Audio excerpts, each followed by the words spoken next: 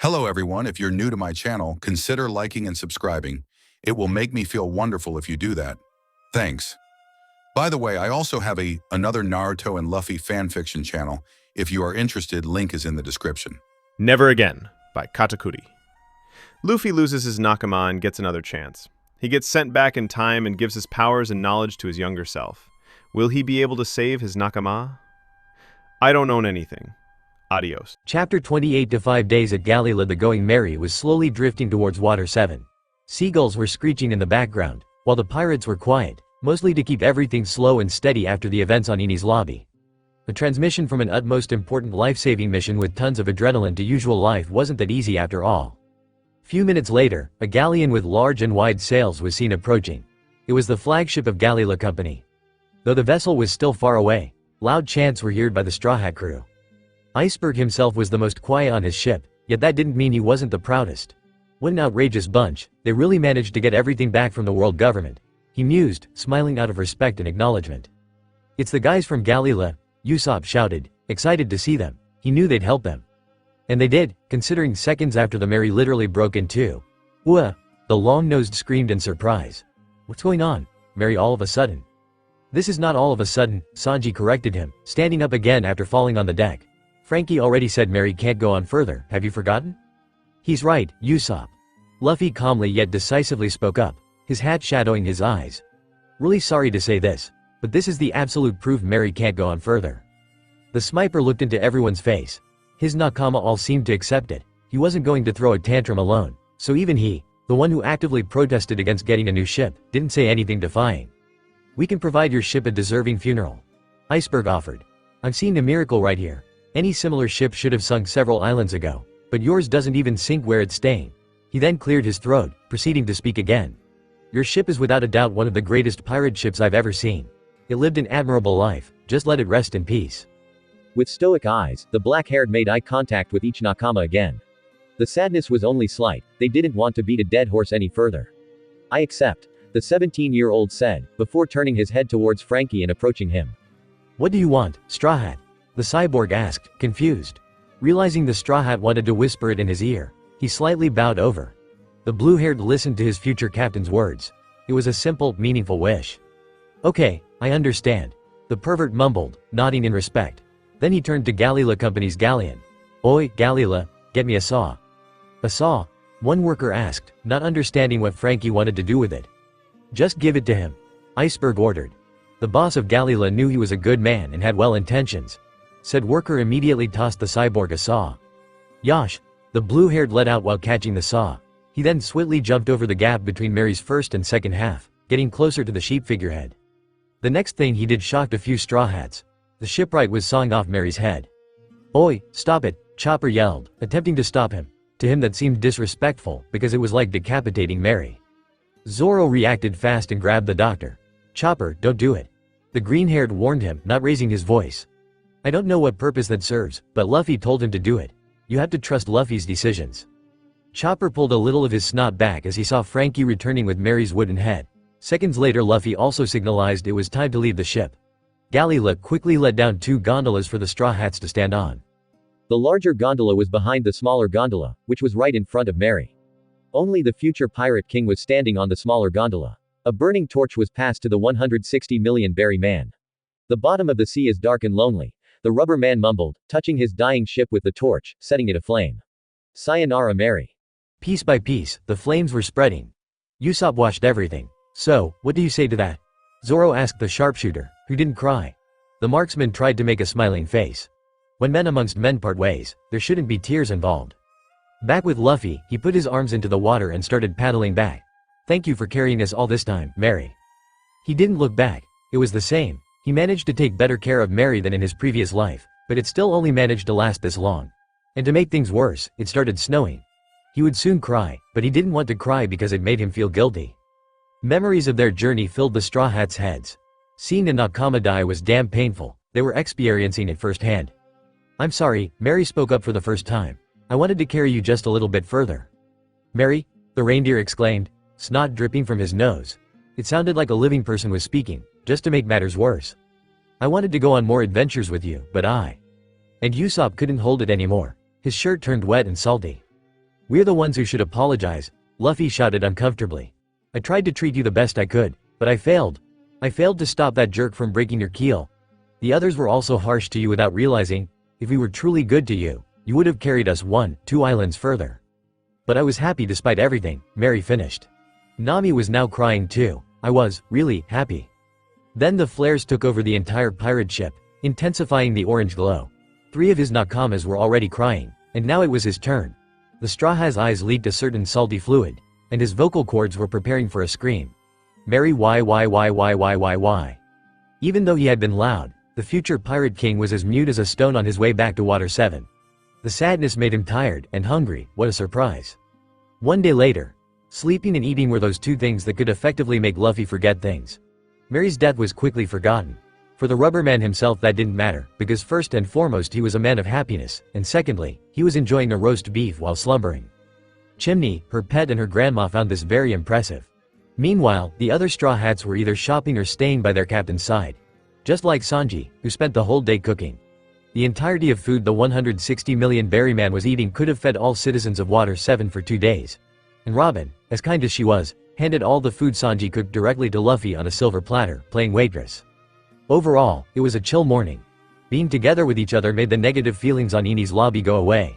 But when something is too peaceful, there will always be something that balances it with a little chaos. Monkey D. Garp was a good man, the hero of the Marines.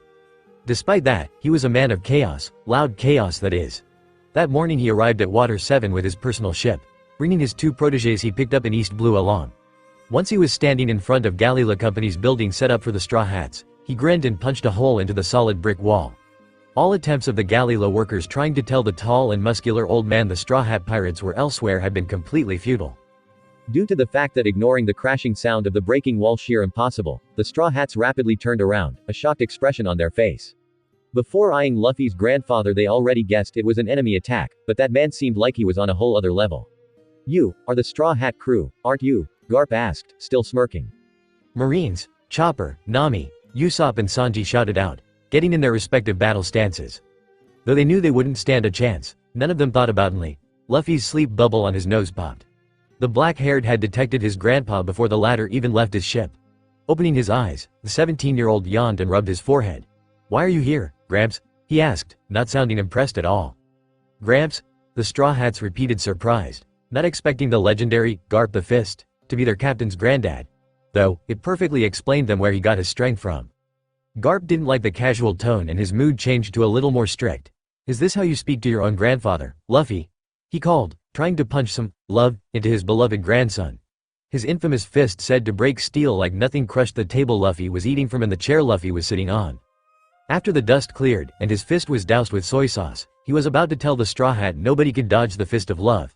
To his surprise, his fearsome attack never connected. "What? Munch watch what you're hitting, Gramps. You almost destroyed my soy pretzels," the future Pirate King complained from behind. The Marine hero turned around, a little bit of snot hanging from his left nostril.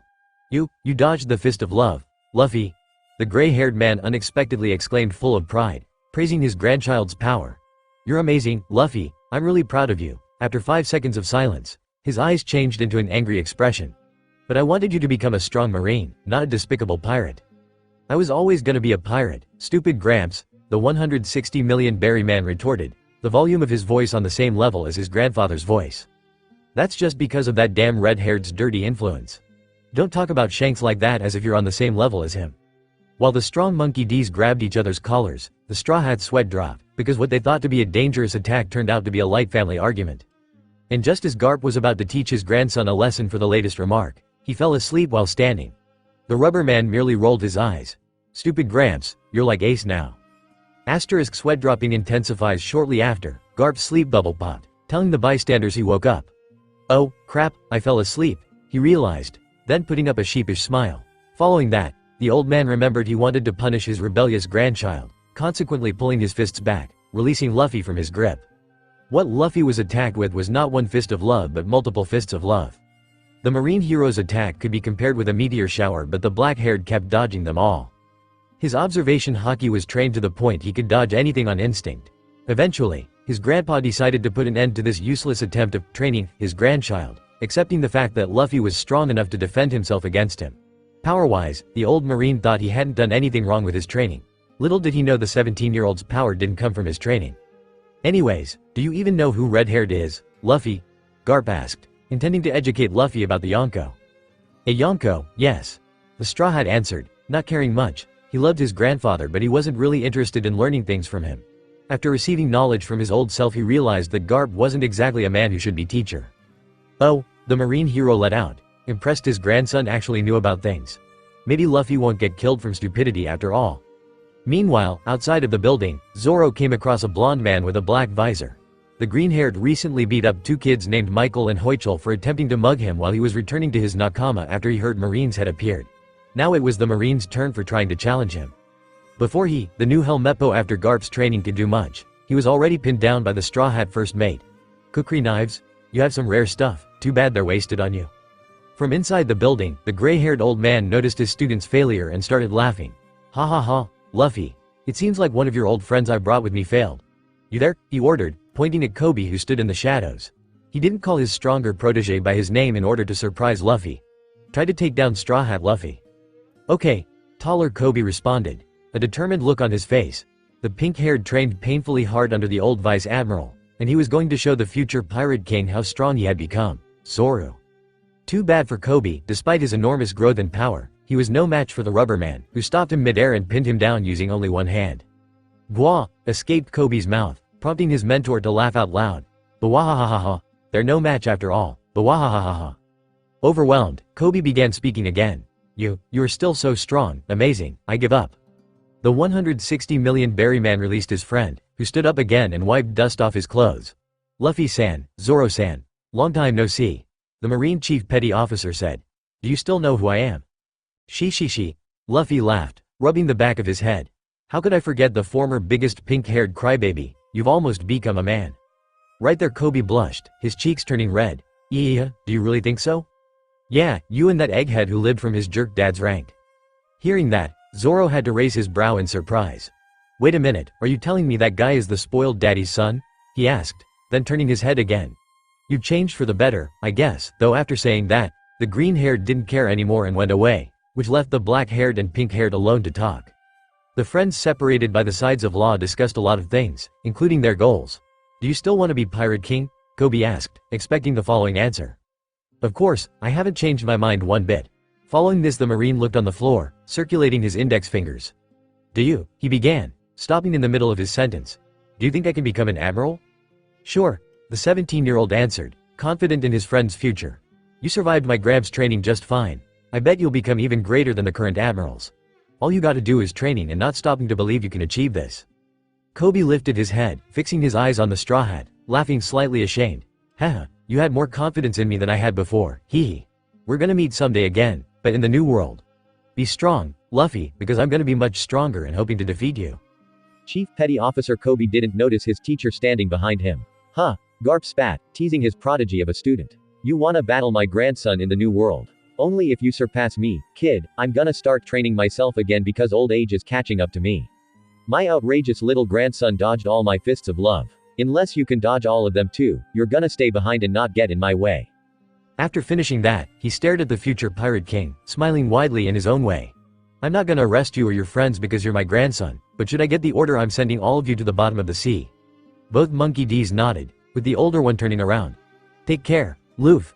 Then suddenly the Vice Admiral realized he forgot something very important. Ah, Luffy. I forgot to tell you. Do you know who your father is? Dragon. The 160 million berry man nonchalantly replied. You already know? The Marine hero comically exclaimed, his eyes widened by surprise. Yeah, the rubber man confirmed. I met him in Logia Town. He was okay. Okay. Garp repeated, pressing his hands against the sides of his head. Do you know what kind of man he? Luffy nodded again. Yes, and I don't care. He's him, not me.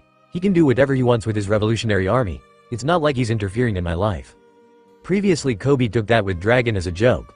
Luffy wasn't the most intelligent person on this planet, so he thought he meant an actual dragon, which wouldn't make any sense. But Dragon the Revolutionary, the most wanted man in the world, father of the friendliest pirate he's ever met? What? The revolutionary leader is actually your father? Garp comically whacked his protege's back. Obviously I meant Monkey D. Dragon. Does Luffy look like a reptile with wings? Once the comical moments ended, a certain grandson and his grandfather bid farewell. Goodbye Gramps, say hi to Ace and Sabo if you see them. Bye Luffy, don't get into too much trouble, Kobe also said goodbye, although in a more subtle way. The black-haired watched them go further and further away from him. Later the evening, the Straw Hats gathered around the table to ask the Straw Hat about his encounter with his granddad. Hey, Nami started, peeling a tangerine, how did the encounter with your grandpa go?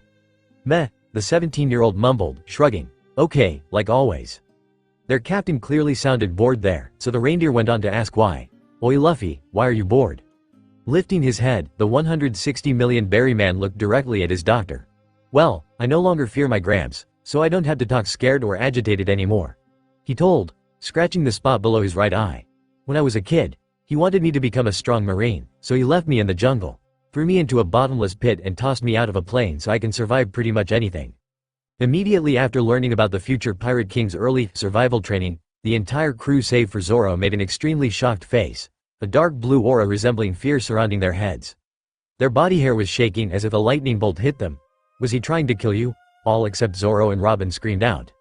Probably not, but who knows? The rubber man casually spoke, switching the topic. He also told me who my dad is. I already knew though. And, who is it? Usopp asked, thinking the father of Luffy must be a great man.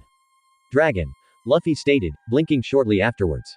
That was his reaction to his nakama going dead quiet. Dragon. While Chopper thought of a huge fire-breathing reptile with wings, Robin thought of Monkey D. Dragon the Revolutionary. Luffy, do you mean Monkey D. Dragon, the leader of the Revolutionary Army? The Oharan inquired, sweating. Her captain might actually be the most wanted man's son. Yes, the black-haired confirmed, staring at her, that's my dad. Then everyone except Zoro went, SS such a man is really your father, the navigator stammered, visibly wetting her shirt with sweat. Even as from Drum Island know him, the doctor exclaimed, eyes widened while snot was comically dripping from his nose. Who's that? The swordsman asked, gulping down some sake. He didn't know someone called Monkey D. Dragon, he only knew swordsmen with high bounties, like Dracula Mahawk or Shanks. As if the surprise delivered by Luffy wasn't enough, the lack of pretty much common knowledge by the green-haired made all heads turn towards him. Are you an idiot, Zoro? The sniper shouted in a comical way. Like he said, Sanji added, holding his hand up as if he was going to slap him. Of course Luffy understood the ruckus, his father was known by anyone who paid attention, but he didn't like his nakama getting scared or overly amazed by that. Guys, he's my dad, not me. The 17-year-old clarified, getting all attention back. It's his life and his actions are his. I'm not special or deserve extra attention cause I'm his son. Stop acting like that please. And wait a second, did you just call me Luffy instead of Captain San, Robin? Though the last part was rather a realization accompanied by happiness instead of anger, the other Straw Hats were just as surprised. Eyes were focused on the archaeologist. Fufufu, I see you've noticed. The 28-year-old spoke, sweetly smiling in the beginning. I am a lot closer to all of you now, I don't think I need honorifics anymore. Friends like you are people I can call by their names. Pink hearts appeared inside the chef's eyes. Woo, Robin Schwan. Let's celebrate your closeness to us, he cheered, attempting to hug her. The blonde was a chair length away from the 79 million berry woman when the Straw Hat indirectly told him to stay away. Jealousy wasn't the reason for that, though. Sanji, if you want to celebrate, there must be food. Go make us some, the future Pirate King ordered, slamming his fist on the table. Innerly crying, in a funnier way, the Vinsmoke stopped midair and turned around. I'll get you back for this, shitty captain, he swore, not realizing the rubber man wasn't jealous. For the rest of that day, the lights of their temporary base didn't go out, making everyone staring at the building from their windows wonder what kind of fun the pirates were having.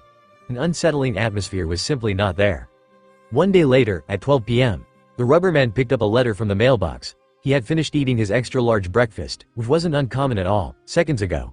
The 160 million berry man turned it around, revealing the name of the sender. Gently, not trying to rip the letter apart, he ripped the very top of the envelope, then pulling the envelope apart, letting the letter fall into his hands opened. Dear Mr. Straw Hat, Luffy, I'd like to meet you in my office at 2 p.m. today to discuss important matters with you. I hope you have time. Signed, Iceberg. Oh, I wonder what Ice-san wants, Luffy thought, then leaving the building. He was supposed to meet him 2 hours later but he chose to leave early. The black-haired would take a detour, visiting some bakeries and restaurants first. Ice-san, I think I'm getting myself an ice cream sandwich. Hi, Ice-san, the 17-year-old greeted the mayor 2 hours later, leaving the man's door behind. Iceberg was just sitting relaxed on his office chair, bearing no expression on his face. Sit down, please, he said, gesturing at the seat on the other side of his light brown-colored table. As the straw hat sat down, the expert shipwright coughed a little, clearing his throat. "Now, I have called you over for two things," the blue-haired man informed. "First one is more about the world government and not you. They've done bad things to me and my close ones in the past, and recently did it again. I've had enough of them, so Water 7 is no longer in their hands." Upon finishing his sentence, Iceberg lowered his gaze and stopped talking for 4 seconds. "I've realized they don't care about us at all. The next part is a little hard to explain. How do I put it?" Now the mayor laid his hand on his forehead, not to show the redness of his skin. His forehead was red because he thought the next thing he was going to say was awkward and kinda weird. "I barely know you, but I trust you. It sounds weird, but I think I can fully trust you for what you did." Inside of his head, the blue-haired was already dying out of embarrassment. His skin couldn't hold it any longer and turned completely red. Would you accept my request to make Water 7 part of your territory?" That was it. Iceberg just turned from the most collected man in the world to the personification of embarrassment. He thought a mayor of a major city asking a pirate that wasn't even a Yonko to accept his city as part of his territory was a shameful person, even if it was a special pirate. The 160 million berry man retained his ability to feel other people's emotions from his former life. "Hey now, don't be ashamed." The future pirate king reacted, meaning well. "At least you had the guts to ask." "I accept, by the way. I'd like to make sure no cipher pole bastards go undercover here again." "I'm relieved about that," THHE expert shipwright told, wiping sweat off his normalizing face before going back to his original personality, but a little more gentle and sentimental. "As for the second thing, I'd like to inform you about something. Many years ago, my old friend Frankie, who was with you during the Eni's lobby incident, lost his mentor and father figure, the same person as me. It all happened due to a mistake he made and an evil entity taking advantage of it. Tom-san surely forgave him, I forgave him, but he can't forgive himself. Listen Strafut, I have a request, take Frankie with you please. He needs to forgive himself already and find true happiness with a dream. Take him along and use violence if necessary, I still see him as some kind of brother." Even before the blue-haired said his words, the rubberman knew them thanks to his hockey. A wide smile formed on his face. Shi, you don't turn embarrassed anymore," he noted. "I don't make the same mistake twice." Iceberg spoke, slightly smirking himself. "I just had to ask you for this favor. I planned to take him with me anyway, you're welcome." Water 7's mayor's smile turned into a full grin as he got back up on his feet. Luffy imitated that movement and shook the hand of Iceberg, "Thanks." After that powerful agreement, the black-haired turned around, waving goodbye, leaving a content mayor behind. For the latter, this day was a successful one. Fast forward a few hours, a huge party was thrown by the Straw Hats at their pool. Frankie family, Galila Company, Oimo and Kashi, Kokura, Chimney and Gonbi were invited. Sanji was at the grill, barbecuing meat. He had also made a huge cake before, making the guests drool water. "Sanji, when's meat ready?" the 17-year-old asked, his stomach making hungry sounds. Turning his head, the cook smirked at him. "Mizu meat, skewered and extra tasty. Come and get to taste it." Behind the Straw Hat there was a row, a very long row. The giants were behind Usopp, the last Straw Hat in the row. Only the girls were not in the row. Polly, the last in the row entirely, glanced at the pool and saw Nami sitting on the edge with a drink. He started blushing and blocked his nostrils with his left hand. Just to be sure. "Gia, you shameless girl," he called, trying to blame others for his perviness. "It's a swimming pool here." She defended, secretly thinking of the Galila foreman as a pervert. Zoro watched as Chopper was making a sweet face of tastiness, and Usopp behind him standing on 4 stacked tables, posing and acting friendly with Oimo and Kashi, chatting about Elbaf. He himself wasn't going to party that much, just train and spectate, occasionally maybe get something to eat and drink, and party. Training alone when everyone is having fun is stupid, and he still had 3 days, so why not enjoy some of the day?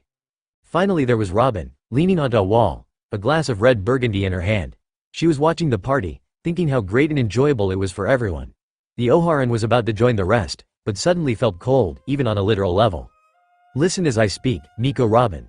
A tall man behind the same wall spoke, sending chills down the archaeologist's spine. "Wah," she let out, her heart beating fast. His aura was very fearsome. "Aokiji? Why didn't you just stay with them?" the admiral asked. "They could have beat CP9 easily right there."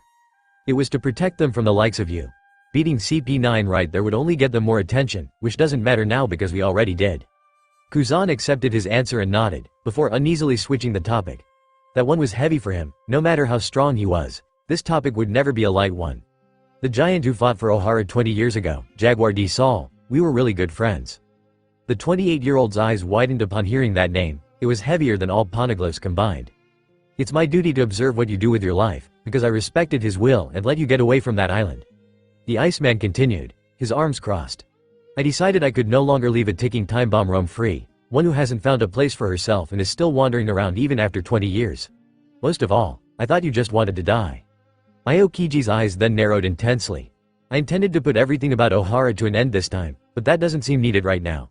Tell me, have you found a place for yourself?" Time seemed to stop and everything else seemed to bleach up for a second. Flashbacks of her own happiness inside the crew and the incident on Eni's lobby came to her mind. "Yes." The 79 million berry woman answered, wanting to continue life. She hoped he'd leave her alone after this. Though not visible to her, the Admiral smiled to that response, happy the girl from back then had finally found a new home. "Whether or not Saul's decision to let you live was correct, are you going to show me the answer?" "I intend to," Robin announced, still stressed due to his present. At least she wasn't breathing heavily anymore. Kuzan stopped leaning on the wall and started walking away. "Then live your life to the fullest. Ohara hasn't fallen yet," he spoke, not turning back. She had shown that it wasn't a mistake. Soon after, before the Oharan could see him in person, he vanished in thin air, ice clouds coming from the spot he disappeared from. She wanted to see him, talk to him in deeper context, but she wasn't fast enough. That didn't make the archaeologist sad, though. Her nakama were still there. Meanwhile, Luffy sighed out of relief. He refrained himself from hearing the words of their conversation. It was private stuff after all. All he did was sensing emotions with his observation haki. The future Pirate King was pleased about the tendency and result of the conversation. Just two good people talking. Nothing to worry about for him. After this he smiled and silently stepped to the barbecue again, preparing to eat another huge portion. Meanwhile, thousands of kilometers away at Marine HQ, Bounty Commission.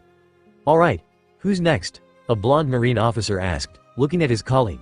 That colleague was a brown-haired man of similar age drinking coffee. "Straw Hat Pirates, it's gonna be a huge raise." The blonde officer raised his brow. "Why's that?" His partner quickly placed his coffee cup on the table and stood up from his chair. "Are you living under a rock?" he snapped, finding it unbelievable he hadn't heard of the Eni's lobby events. They invaded Eni's lobby and wreaked havoc, taking out CP-9 and leading to the deaths of 3 vice admirals. They embarrassed the Marines, Cypher Pol and the world government combined. Literally everyone has heard of it. "Really?" the uninformed officer yelled, grabbing his head out of surprise. "Just go outside and ask anyone," the brown-haired said. His coworker wasn't doubting a single word anymore. "And what happened to CP-9? Chief Spandam, Khalifa and Kumadori are dead, gone. Kaku, Bluno and Rob Lucci left, and they haven't contacted the world government yet and most likely never will. At least they won't turn into pirates." Fukuru was sent to a mental institution for trauma victims. He repeatedly claims even now that it was the pet of the Straw Hats that beat him up. As if that tanuki could grow as tall as a building and killed 2 trained Cypher Pol agents himself. Only Jabra is still there, but I've heard he's gonna be demoted. It took 40 seconds for the other Marine to process this information. It sounded too surreal, but it was supposed to be true. And how high shall the new bounties of the Straw Hats be?" he inquired, reversing his Marine cap. "You know what, just let me handle this," the brown-haired Marine replied, spilling the rest of his coffee in the sink because it got cold. "I think I have the perfect sum for this lot." With that, he sat on his chair with new coffee and designed new bounty posters. While choosing the photos, he inwardly acknowledged the crew of Adventurous Pirates T. It was the 3rd day on Water 7. The Straw Hats were just finishing breakfast. "Sanji, can I have more pancakes and meat?" the rubberman asked, shoving 2 forks with 20 pancakes each into his mouth. "What's with your combination of pancakes and meat?" Sanji demanded with sharp teeth, bewildered by his captain's strange combinations of food. "Yum!" Nami let out, eating the last piece of her tangerine tart. "The mixed tangerine cream was especially good today, Sanji." "Ah, really, Nami Swan?"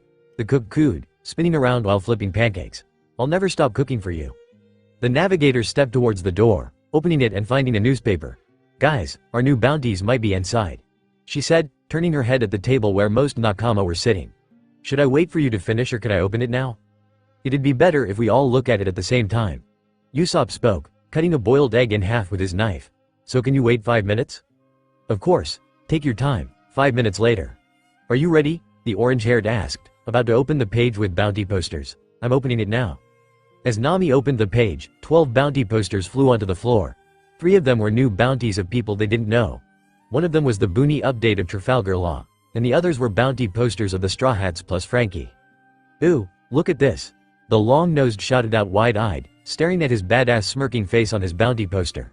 His e-fighted was, Sniper King, wanted. Dead or alive. Usopp, 30.000.000 berry. Nami wasn't too fond of her bounty, as that meant she'd be hunted from there on. She bent forward, a dark blue cloud of depression engulfing her head. But I'm too cute to be hunted. Her e-fighted was, cat burglar, wanted, dead or alive.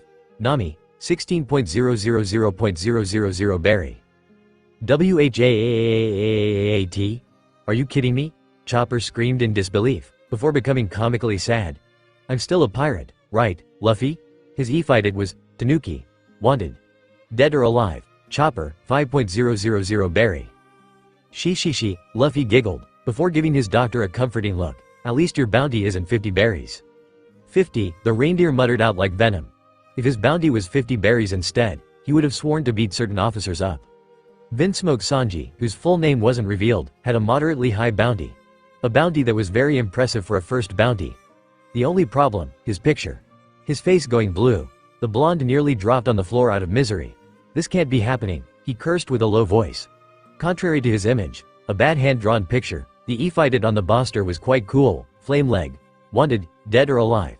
Sanji, 154.000.000 berry. That looks exactly like you. Zoro teased, regretting it after the ex-prince insulted him in a strange language. Robin could have sworn parts of it were the language of the ancient kingdom that's found on poneglyphs. The archaeologist looked at her new bounty poster. The picture was no longer that of the 8-year-old girl, which made her feel much better. No e-fighted changes. Wanted, dead or alive. Nico Robin, 289.000.000 berry.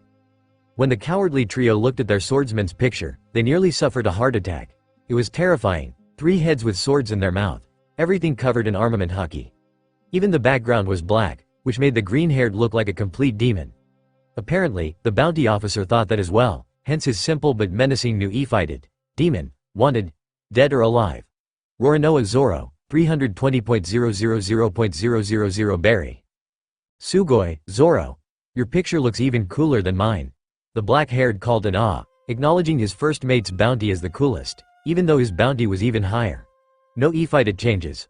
Wanted, dead or alive. Monkey D. Luffy, 360.000.000 berry. Exchanging glances, the navigator, the sniper and the doctor whispered something simultaneously. Are you frickin' kidding me? For them, in the first half of the Grand Line, that was a super high bounty. They didn't know yet, that the new world had bounties triple that sum and more. Foo. The Oharan giggled, interrupting the bounty discussions. Luffy has an interview in 2 hours, we have to start dressing up. Everyone was surprised about that due to the fact this came out of nowhere. Really? Nobody's ever said anything about it?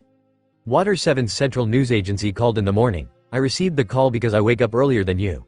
The 28-year-old informed her nakama. Known Luffy, he'd have accepted anyway, so I told them they can hold their interview today. It's also going to be broadcasted around the world. Is that so? The 17-year-old spoke, grinning with selfish intent, approaching the closet to get his suit. I just know what exactly to tell.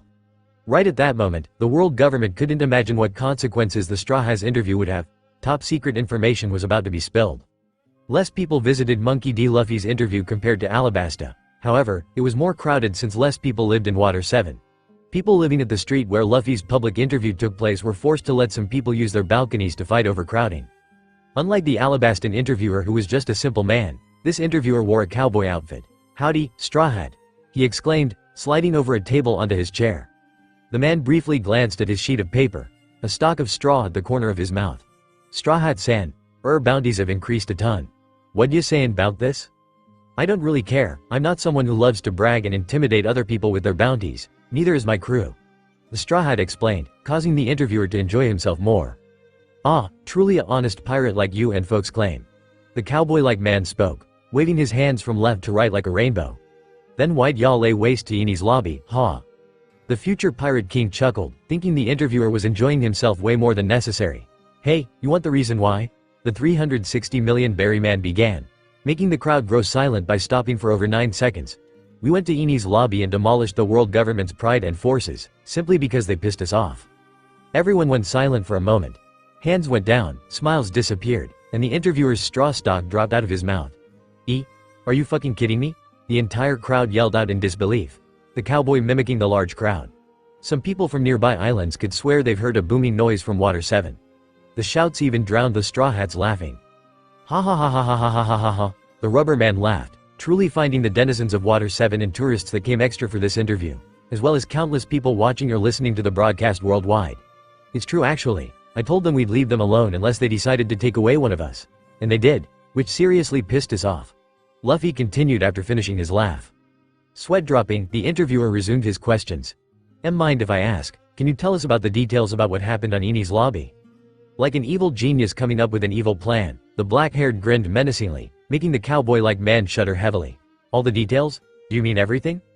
Almost stopping to breathe, the interviewer wanted to tell the 17-year-old he was extremely spooky, but his throat didn't let out a single sound.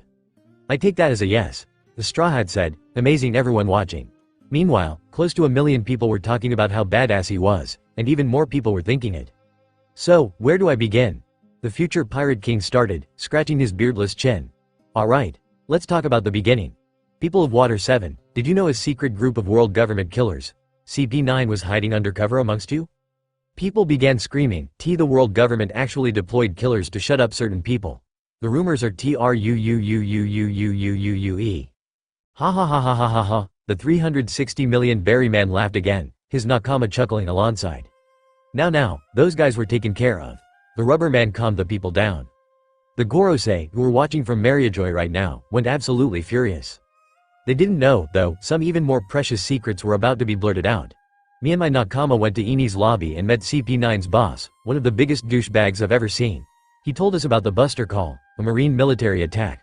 Following that, he smirked victoriously, intending to expose the world government. At the very same moment, the Gorosei were innerly begging Luffy to stop it. Can anyone guess what the Buster Call is? Turning their heads towards their friends or family, the spectators began discussing what the Buster Call could possibly be. Amongst those ideas, there were some particularly interesting ones. It took a full minute for a boy in his late teens to muster up courage and raise his hand. What's your guess? Luffy asked, pointing at the teen. Majority of the planet expected an answer from him. Though he regretted it, he couldn't just say quiet, so the boy decided to share his idea. It's called Buster Call, right? I don't think busting something should be considered a strange option. Bingo! The black-haired called, then proceeding to further talk about the Buster Call. The Buster Call is a fleet of 10 warships with 5 vice admirals on it sent to, that's right, bust something. Just like the first time, he made another victorious smirk. And what do you think is being busted?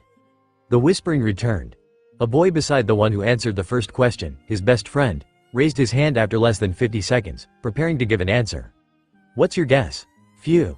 The young man in his very late teens let out, wiping sweat off his face with a tissue.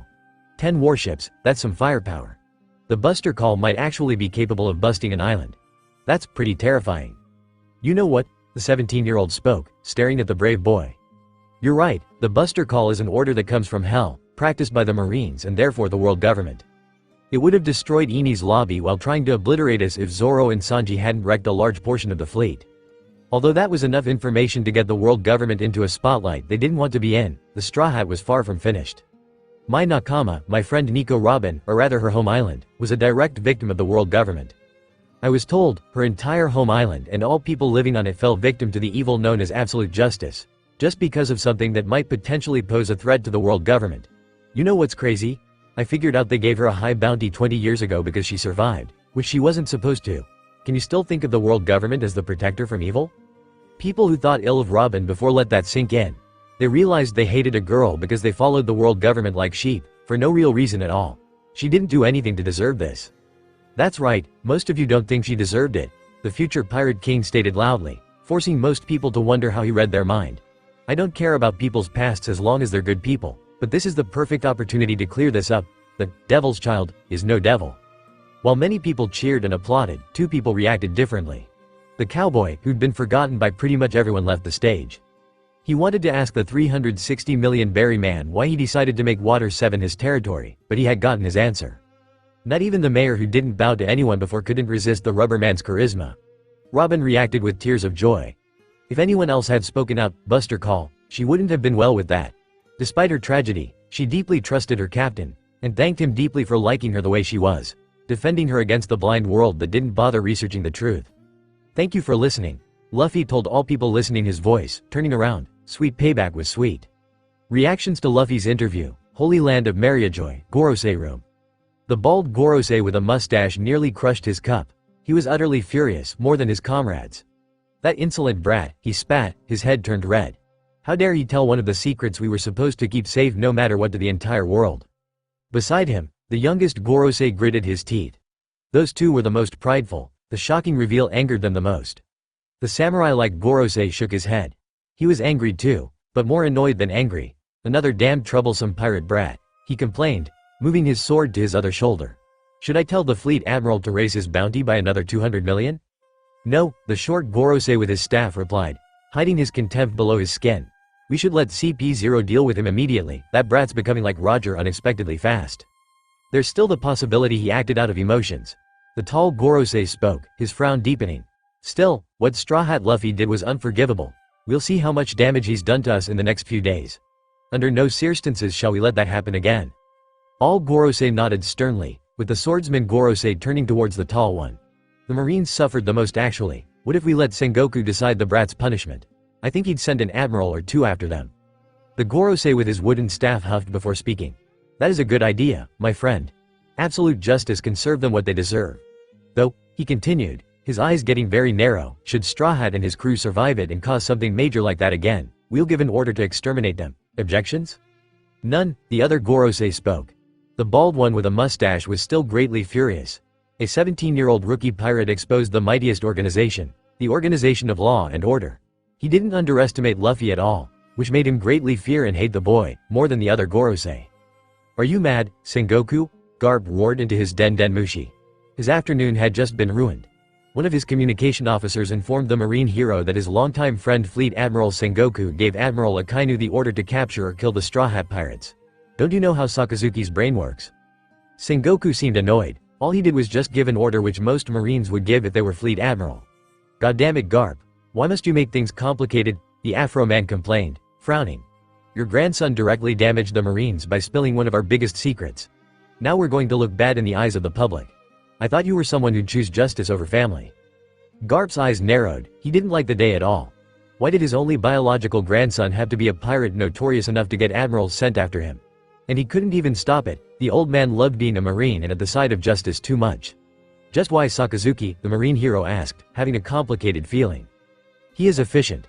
The Buddha simply and strictly reasoned. End of story. Garp, it's your family's fault. When Sengoku hung off, Garp felt a mixed stream of anger and sadness flow through his head. Luffy was known for doing reckless things and getting into trouble, but Sakazuki was an absolute madman. Luffy, I am not proud of what you did, the old man muttered, clenching his teeth of disappointment and regret. Although far from related by blood, the Bardo Club pirates were super proud of Luffy and his actions. Confetti was flying in the air. Luffy senpai, the Straw Hat fanboys Ameo being the loudest.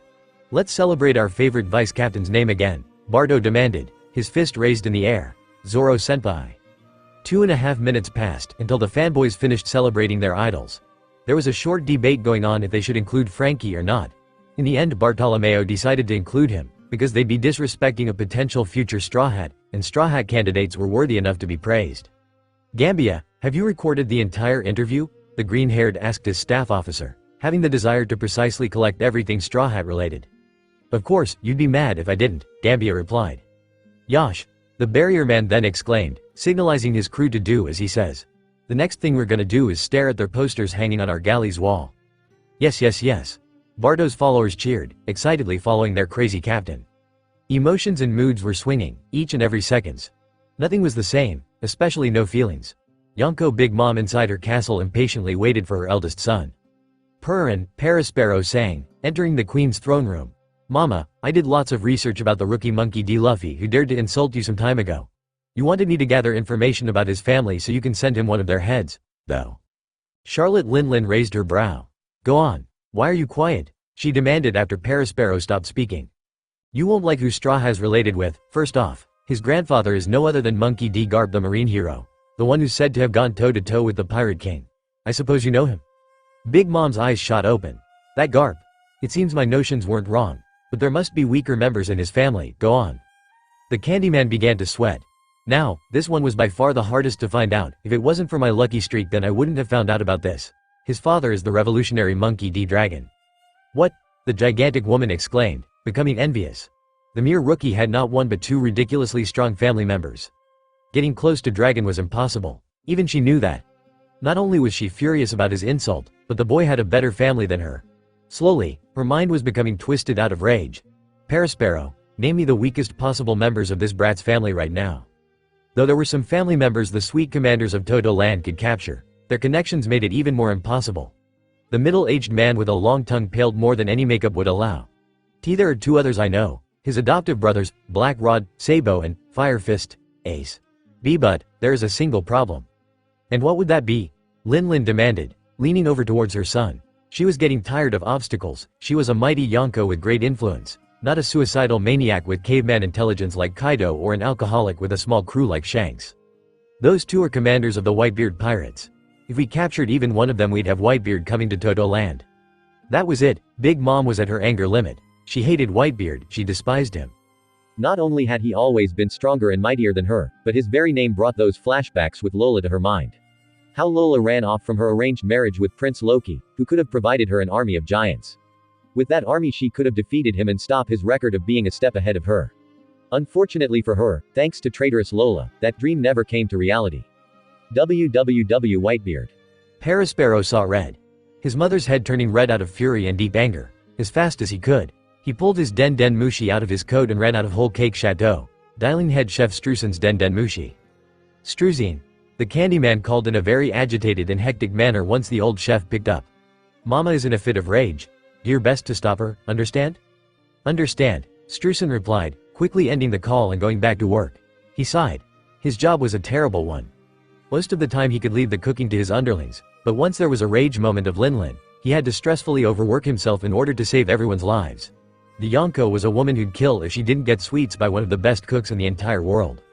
2 days later, Zambai was leading 10 additional Frankie family members towards the Strawwoods base. Running in their heavy iron pants was cruelly tiring, hence the sweat all over their bodies.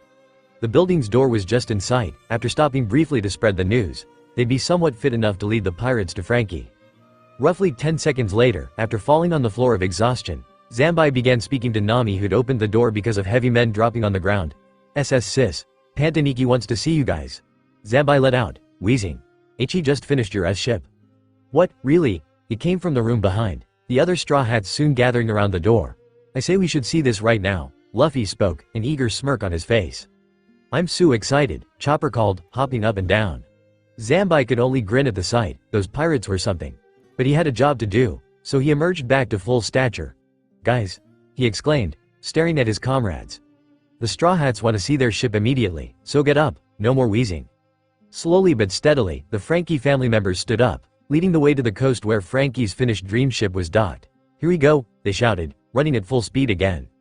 2 minutes later though, due to not getting enough rest, the Frankie family members collapsed again and Zambai had to give directions to Nami so the Straw Hats could arrive there themselves. Before they continued the way on their own, Zambai told them it was a great ship. The ship was hidden under a huge tarp so the design of it wasn't visible. However, with great he also meant the size. Even 5 blocks away from the coast the ship was perfectly visible. It's huge, Nami observed, not being that comfortable with running due to the kind of her footwear. I mainly want to see how it looks like, the long-nosed replied, no longer sad about going merry. What name do you plan to give it, Luffy? Robin asked, curious about her friend's naming skills. Soon, Robin. The black-haired answered, turning his head and smiling. I'll tell all of us once we get there. 1 minute later, the pirates arrived at the coast where Frankie completed his dream ship. The cyborg was standing beside his proudest work, Iceberg and the Galila foreman by his side. Oi, Straw Hats, the blue-haired called, grinning widely. I made you a ship that can cross every kind of sea. You won't have to lose a friend anymore. Also, me. The small zone exclaimed, stars shining in his eyes. He was just about to tear up of happiness. No more deaths like Mary, woo. And, the pervert continued in a proud tone, I decided to name it 1000 Grand Sunny. Iceberg interrupted his old friend, shaking his head in slight annoyance. Frankie, what have I told you? You can't name a pirate ship like that. Especially not a beautiful one like this. Slightly annoyed himself, Frankie turned his head, looking at the other side with his arms crossed. TCH, Backerberg. He muttered, narrowly smirking after saying his friend's taunting nickname. It was a bad habit of the cyborg to insult his former partner after he'd done so many favors, like the latest one 30 minutes ago. 30 minutes earlier, the last piece of furniture was carried into a room of the 1000 Grand Sunny. Finally, the blue-haired shouted of pride and joy, getting into his pose, Suapir. After being done with his pose, the pervert started walking away. My life work is achieved, now I can die in peace. His old friend ringed Frankie leave like that. Hey, where are you going? The mayor curiously demanded, "Weren't you going to stay here and leave with the Straw Hats?" Hearing that, the cyborg stopped, turning around. "Why?" he asked, frowning. "You already know why I can't." Sighing out, Iceberg shook his head again, approaching his fellow shipwright. "Listen to me, Frankie, and don't say a word." The middle-aged man spoke with an ordering, authoritative voice. He bore a strict expression and made the blue-haired clear to stay quiet. "You feel obligated to stay in this town because you think you owe a debt, right? No, you're completely wrong at that. Tom-san would have forgiven you and even I chose to forgive you. Why can't you forgive yourself? You paid off your debt by building your ship. Now go out there and find happiness on the seas. I order you, Frankie." Iceberg raised his voice a little after every word. Not even Polly, who'd been his most trusted man since day one, could believe how loud his boss could yell for a friend. The Galila company workers, along with Frankie family, were pushed to tears. Even more than them was Frankie, who for the first time experienced brotherly love from his old friend. Love as if they were real brothers. "Why yeah, Iniki." "Sob," Zambai called, sobbing but smiling. "Normally you'd tell us not to worry about your life with our non-existent brains, but can't we all care about your happiness?" Although the cyborg was a crybaby for comical and partially manly reasons, he was more than genuine this time. They all wanted the best for him, and even the stubborn him realized he couldn't be happy if he stayed in this city for the rest of his life. "You gooeyes," he shouted out, his eyes and nose leaking very much. "If you really want this for me, then I'll become a pirate."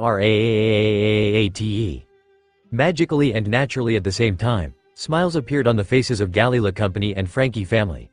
Thumbs were put up, and some individuals whistled cheering sounds. The cola-powered pervert was sure he'd find equal love amongst the Straw Hats he now was willing to join. "Alright Straw Hats, you've waited long enough. Let me show you how your superior new ship looks like," Frankie announced, finally removing the overly large tarp. Some random members of Galila company and Frankie family weren't fast enough to not be buried below a huge white piece of cloth. At first their breath stopped, then their hearts. For a millisecond that felt like eternity to them, the Straw Hats died of awe. Following the tiny fraction of a second, their mouths opened wide up and multiple stars appeared on their eyes. The new ship of the Straw Hat Pirates, 1,000 grand sunny shone on them like something heavenly. The exterior design was exactly that of the original 1,000 Sunny, the only difference being a kairoseki bottom. However, the Grand Sunny was larger than a marine warship. It was just as large as Shanks' Red Force to be exact. "This," Sanji started, his eyes flickering, "is," Zoro continued, his body trembling. "Awesome." Luffy finished, leaping to the sky and stretching his hand forward. "Sugui. How huge," Chopper exclaimed, getting the urge to run on deck. Beside him, his nakama also felt the urge. "Let's explore it, guys," the black-haired shouted in enjoyment, about to go on a mini-adventure. Although the outside was almost the same, the inside could be all kinds of different. Given Sunny's size, he'd possibly have to explore hundreds of rooms and dozens of corridors. "You want to see the rooms? Let me guide you guys," the cyborg offered, smirking coolly. Making the Straw Hats proud of their new ship was his first priority right now. With that, the blue-haired led the way for his future nakama, stepping onto the Sunny. Lawn deck aside, the pirates went inside through the main door. Below deck there truly were hundreds of rooms and 4 decks below. "Alright," the pervert began, pointing at the various doors while walking through the main corridor. "Let me tell you all details about your lovely new ship. It has enough room for 1,000 people to sleep and many more superior rooms. Like your new kitchen and dining room." The cook went inside the room Frankie was pointing at. His eyes made contact with the clean and polished kitchen. The electronic devices were of highest quality and so new they appeared to originate directly from the factories. All kinds of furniture were elegant and expensive looking. "Is this heaven?" the blonde let out, overly satisfied. "Oh ho, it seems you like the kitchen," the cyborg remarked, grinning thankfully. "All the furniture and extra stuff that wasn't on the ship cost us nearly $1 billion ourselves. My family's in great debt now. You need to pay them $1 billion more, but trust me, it's all worth it. Just look at the training room." Few seconds later the blue-haired opened the doors of the Straw Hat training room. There was all kinds of gym equipment and fitness devices. The swordsman appreciated this room the most. "The dumbbells are mine." "Another superior room, right?"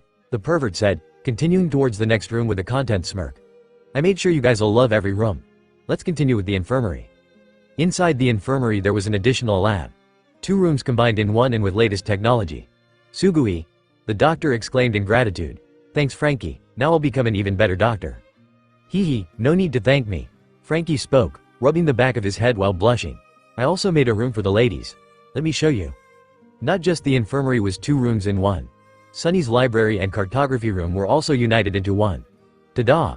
You can read and draw maps quietly in here," the cyborg explained. "I like it," the navigator called, jumping into the air. "Frankie, you're the best." I agree, you're quite the shipwright, the archaeologist added. Don't praise me like that, the blue-haired said, comically dancing like Chopper when he's embarrassed. Talking about shipwrights, the Straw Hat changed the topic, looking in his future shipwright's eyes. Would you like to be our shipwright? Putting his sunglasses on, the pervert jumped into the air with arms raised, then made his pose. I've decided to be your super shipwright, count on me. Suddenly, the future pirate king got into the same pose, celebrating his new nakama. Awesome, I don't want any other shipwright besides you, Frankie, the rubber man declared. Sanji, prepare a feast. We're gonna celebrate getting a new nakama. The rest of the early noon went fine, one last feast with Galila Company and Frankie family. The rest of the money the Straw Hats received from selling the gold pillar finally arrived and Frankie family generously received $1 billion for buying all the expensive interior stuff. Farewell, then, Frankie muttered, staring at his adoptive family. I've known you for years and now I must go. Try to find happiness without me, my boys and girls. Those boys and girls from Frankie family were weeping pretty hard. Iniki, they cried, yet accepting their former leader's departure, he had to go his own way too. Farewell to you too, Backerberg, I'm gonna miss you. Iceberg merely bowed, showing respect silently. I'm going to miss you too, my idiot friend. Phew, Nami let out, sighing. Time has come, we had to. Boom. Asterisk, a cannonball exploded behind the Sunny. Taken by surprise, everyone turned around. A marine warship was approaching and firing more cannonballs. Luffy used observation haki to identify the one leading the vessel and was utterly shocked. That man had an aura of pure evil, beyond menacing. Too many bad memories came back. Sakazuki would not get close to his nakama on his watch. Oi, guys, he shouted seriously, waving his hands around. Admiral Akainu is on that ship. Let's get out of here. Realizing the threat of an admiral, the other Straw Hats panicked. What? An admiral is chasing after us, is this a joke? Hectic and negative emotions befought. Are we gonna do? Still observing the enemy ship, the black-haired clenched his teeth when he saw Akainu amassing a huge amount of magma then turning it into a giant fist. The threat was real. The logia user actually jumped off his ship with high speed and came flying towards the Straw Hats, getting closer every second. Sweating, Frankie pulled a tissue out of his jacket and wiped sweat off his forehead. That guy looks like he's using magma, which can maybe even burn this ship's special atom wood. But I incorporated one last trick into Sunny I haven't shown you yet. Look closely. There were some cola barrels on deck, so the cyborg picked them up. He put them into a specific slot with some machinery attached. I call it coup de burst, the shipwright announced in a badass manner, pointing at himself. Akainu was getting very close, too close. When the admiral was about to land his punch, he opened his mouth for the first time that hour. End of the line, Pirate S. You're gonna get obliterated by justice, die fun. Coup de burst.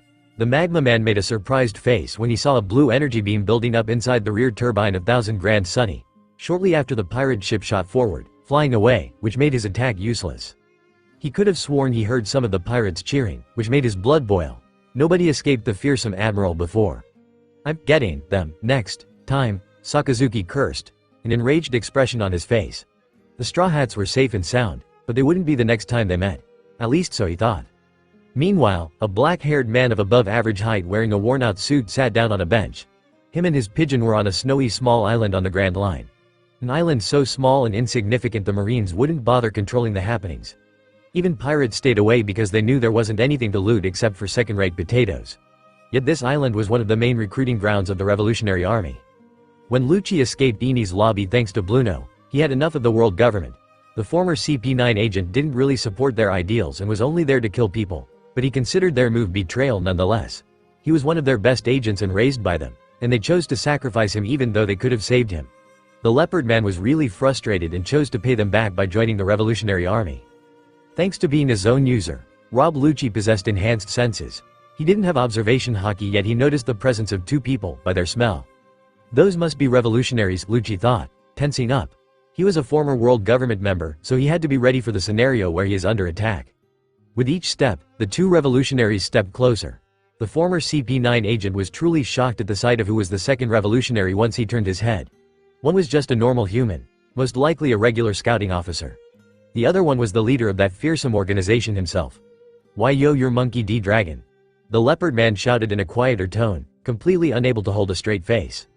Dragon grinned widely, aware of the fact he was intimidating someone who was known to be one of Cypherpole's all-time greatest. Relax. The world's most wanted man spoke, making the zone calm down without him noticing. Strange, why did I relax because he told me to? Lucci thought, Still very nervous, Hattori shared his feelings. I know why you're here and what you want. The revolutionary casually stated, forcing the zone to stay on guard just by looking. Normally I wouldn't let people like you join the revolutionary army, but I'm not someone who gives up. If we can win you for our cause, then you can stay, got it? Got it. The leopard man replied with a poker face. He'd never acted this way before, but that was his one chance. Fine then. Dragon finished, turning around, prompting Lucci to stand up and follow him. I'm sure we can slightly improve your personality and lessen your addiction to murder. You have great potential, Rob Lucci. In a way, that man was weirder and more frightening than his son. Lucci didn't have extremely high hopes since he only cared about his justice, dark justice, and was a literal killing machine. The former CP9 agent only knew it was going to become a bizarre and interesting trip. He followed the world's most wanted man to his ship and wondered what would happen in the future. Chapter 29. Everything's confusing after a marvelous fun flight. The Sunny landed on a plain spot in the ocean. The pirate crew was safe and free of pursuit, a reason to celebrate in the eyes of Sanji. Phew, we made it out thanks to you, Frankie. I'll go prepare some drinks. Frankie got into his pose, stretching his arms diagonally. Oh, championer for me, since the Sunny needs a super big amount of cola. I'm gonna catch a fish and put it in the new fish tank, Luffy announced, heading towards the railing. Chopper, do you want to come and look at it? Yeah, Chopper exclaimed, wondering how big of a shark the black-haired will catch. Meanwhile, Nami just stood where she was standing minutes ago and mused about the weather, touching her chin. Guys, a raging storm will come soon. We should slowly get to our posts. Just a second, let me pull out this shark right here, the 17-year-old called, lifting a horn shark then throwing it into the water tank. Sugoi, that was a nice catch, Luffy, thanks, Chopper. We should help Nami now. The Straw Hat spoke, running towards his position with Chopper. They were the last ones there. Then the raging storm came. In truth, it was only raging to normal ships. A mighty and proud vessel like the Thousand Grand Sunny endured the waves pretty easily. Despite this, the waves carried Sunny for miles. And when the waves eased, the Straw Hats found themselves in a thick fog. Zoro thought out loud, not liking this although he wasn't scared in the slightest. What kind of fog is this? Everything's so dark. Could we've entered the vicinity of Fishman Island already? Usopp inquired, ready for a calmer adventure. No, the cyborg simply stated, shaking his head. We've just entered the famous Florian Triangle, the strange sea where almost everything disappears, shrouded in mystery. Placing her palm on her forehead, the navigator bowed forward in annoyance. Oh no, I wanted to avoid this place, she groaned. But Nami, hundreds of ships go missing here every year. There must be many valuable treasure chests in this area. Robin informed, changing the ginger's mind about the Florian Triangle. Suddenly, a charming and beautiful male voice started singing somewhere, the echo reaching each Straw Hat's ears. Yo-ho-ho-ho, yo-ho-ho-ho, yo-ho-ho-ho, yo-ho-ho-ho. What? The long-nosed panicked, grabbing his head, as a skeleton singing. Exactly, Usopp. The future Pirate King thought, already smiling, Brook was here. Noticing that the sound came from behind, the Straw Hat crew turned around, an old and battered ship with worn-out sails entering their vision. Ghost SHIP. All pirates save for Luffy and Robin shouted out in surprise and disbelief for the moment. Yo-ho-ho-ho, yo-ho-ho-ho, is there someone riding this ship? The archaeologist asked, certain the singing came from a person. If it's an enemy I'll just cut him down. The swordsman spoke, pulling Wado Ichimonji out of half its sheath. Something's there, the cook stated, ready to fight if necessary. His obvious statement came true. Once the ghost ship came close to the Grand Sunny, everyone could clearly see a skeleton with an afro drinking tea from a cup. Going to deliver, Bing sake. The eyes of the weakling trio watered up of fear at the sight of such a strange being. The world they lived in was strange, but a singing and standing alive skeleton must have been something that couldn't exist twice. 10 seconds later though, even Usopp fully calmed down, despite holding a silver cross in his hands. Despite the ship's size, Thousand Grand Sunny was even bigger. I'm gonna talk to this guy, the 360 million berry man announced, jumping over the railing on the other ship's deck. Luffy, his crew yelled, the rubber man not caring. The green-haired and blonde knew their captain wasn't a man to back down, so they just jumped after him. Immediately after the monster trio landed on deck, Brook took off his hat to politely greet the humans. How do you do? Yo-ho, ho-ho. Pardon my earlier behavior. I met eyes with you before, yet could give no greeting, the skeleton greeted, baffling Zoro and Sanji. High-bridge skeleton with afro, Luffy called, lively as ever. Nice to meet ya. What a surprise. It's been decades perhaps, since I've met a living person. All you see is a ghost ship after a ghost ship around these parts. So scary. Neither the first mate nor the Vinsmoke had adequate words. Important things first, the black-haired acted like he didn't know Brook. Are you a musician? You can sing very well. Indeed I am. The skeleton politely replied, bowing. My name is Brook and I can sing and play the violin. Awesome. The 17-year-old shouted in a content manner, raising his arms in the air. Now forgive me if I'm too blunt, but can you join my crew? Comically, the eyes of Zoro and Sanji turned blank in disbelief, making them get into confused poses. What? Although Brook didn't answer, the Straw Hat continued. Let me just invite you over to dinner, okay? The musician nodded, agreeing to come. Both the swordsman and cook were still bewildered, it all went just too fast. Few seconds later, after the future Pirate King and his future nakama jumped onto Sunny's railing, the atmosphere around the deck was mixed up. As always, Robin stayed calm, Nami freaked out and Usopp got scared. Though Chopper wasn't as scared as the sniper, he decided to mimic his actions and held onto another, smaller cross. Yo-ho-ho-ho. A cheerful greeting, the skeleton exclaimed, friendly with his future nakama. Hello everyone, how do you do? Seems like my ship and I caused some trouble. I'm Dead Bones Brook, nice to meet ya. This guy talks a lot. Frankie thought, before opening his mouth and making his opinion public. What the hell is this guy Luffy, are you joking? Yo-ho-ho, don't be so harsh. It's a skeleton, the reindeer shouted, now fully hiding behind his cross. There's no reason for a skeleton to walk, talk, or wear an afro.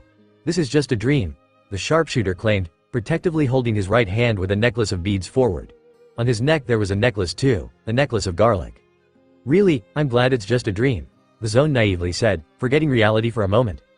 Begone foul spirit. Begone foul spirit, the marksman continued to shout. Meanwhile, the musician without skin ignored the cowardly duo and focused on the female duo. Oh, hello young ladies. May I see your panties please? Hell no. The navigator snapped at him, delivering a kick to his skull, which strangely enough formed a bump. I felt that down to my bones, just to the skeleton, Brook joked, gaining more of the ginger's irritation. Shut up, whatever, the Vinsmoke murmured, getting bored of this situation. Let me finish dinner, we can talk inside. Then everyone noticed how hungry they were. Discussing about the newly met skeleton while having dinner didn't sound like a bad idea at all. Oh, such a wonderful dining room, and the kitchen too. This is an incredible ship, yo-ho-ho-ho. The musician spoke, really liking the ship. That's right. Super Frankie made this ship. You have incredible eyes. The cyborg said, very much liking the praise.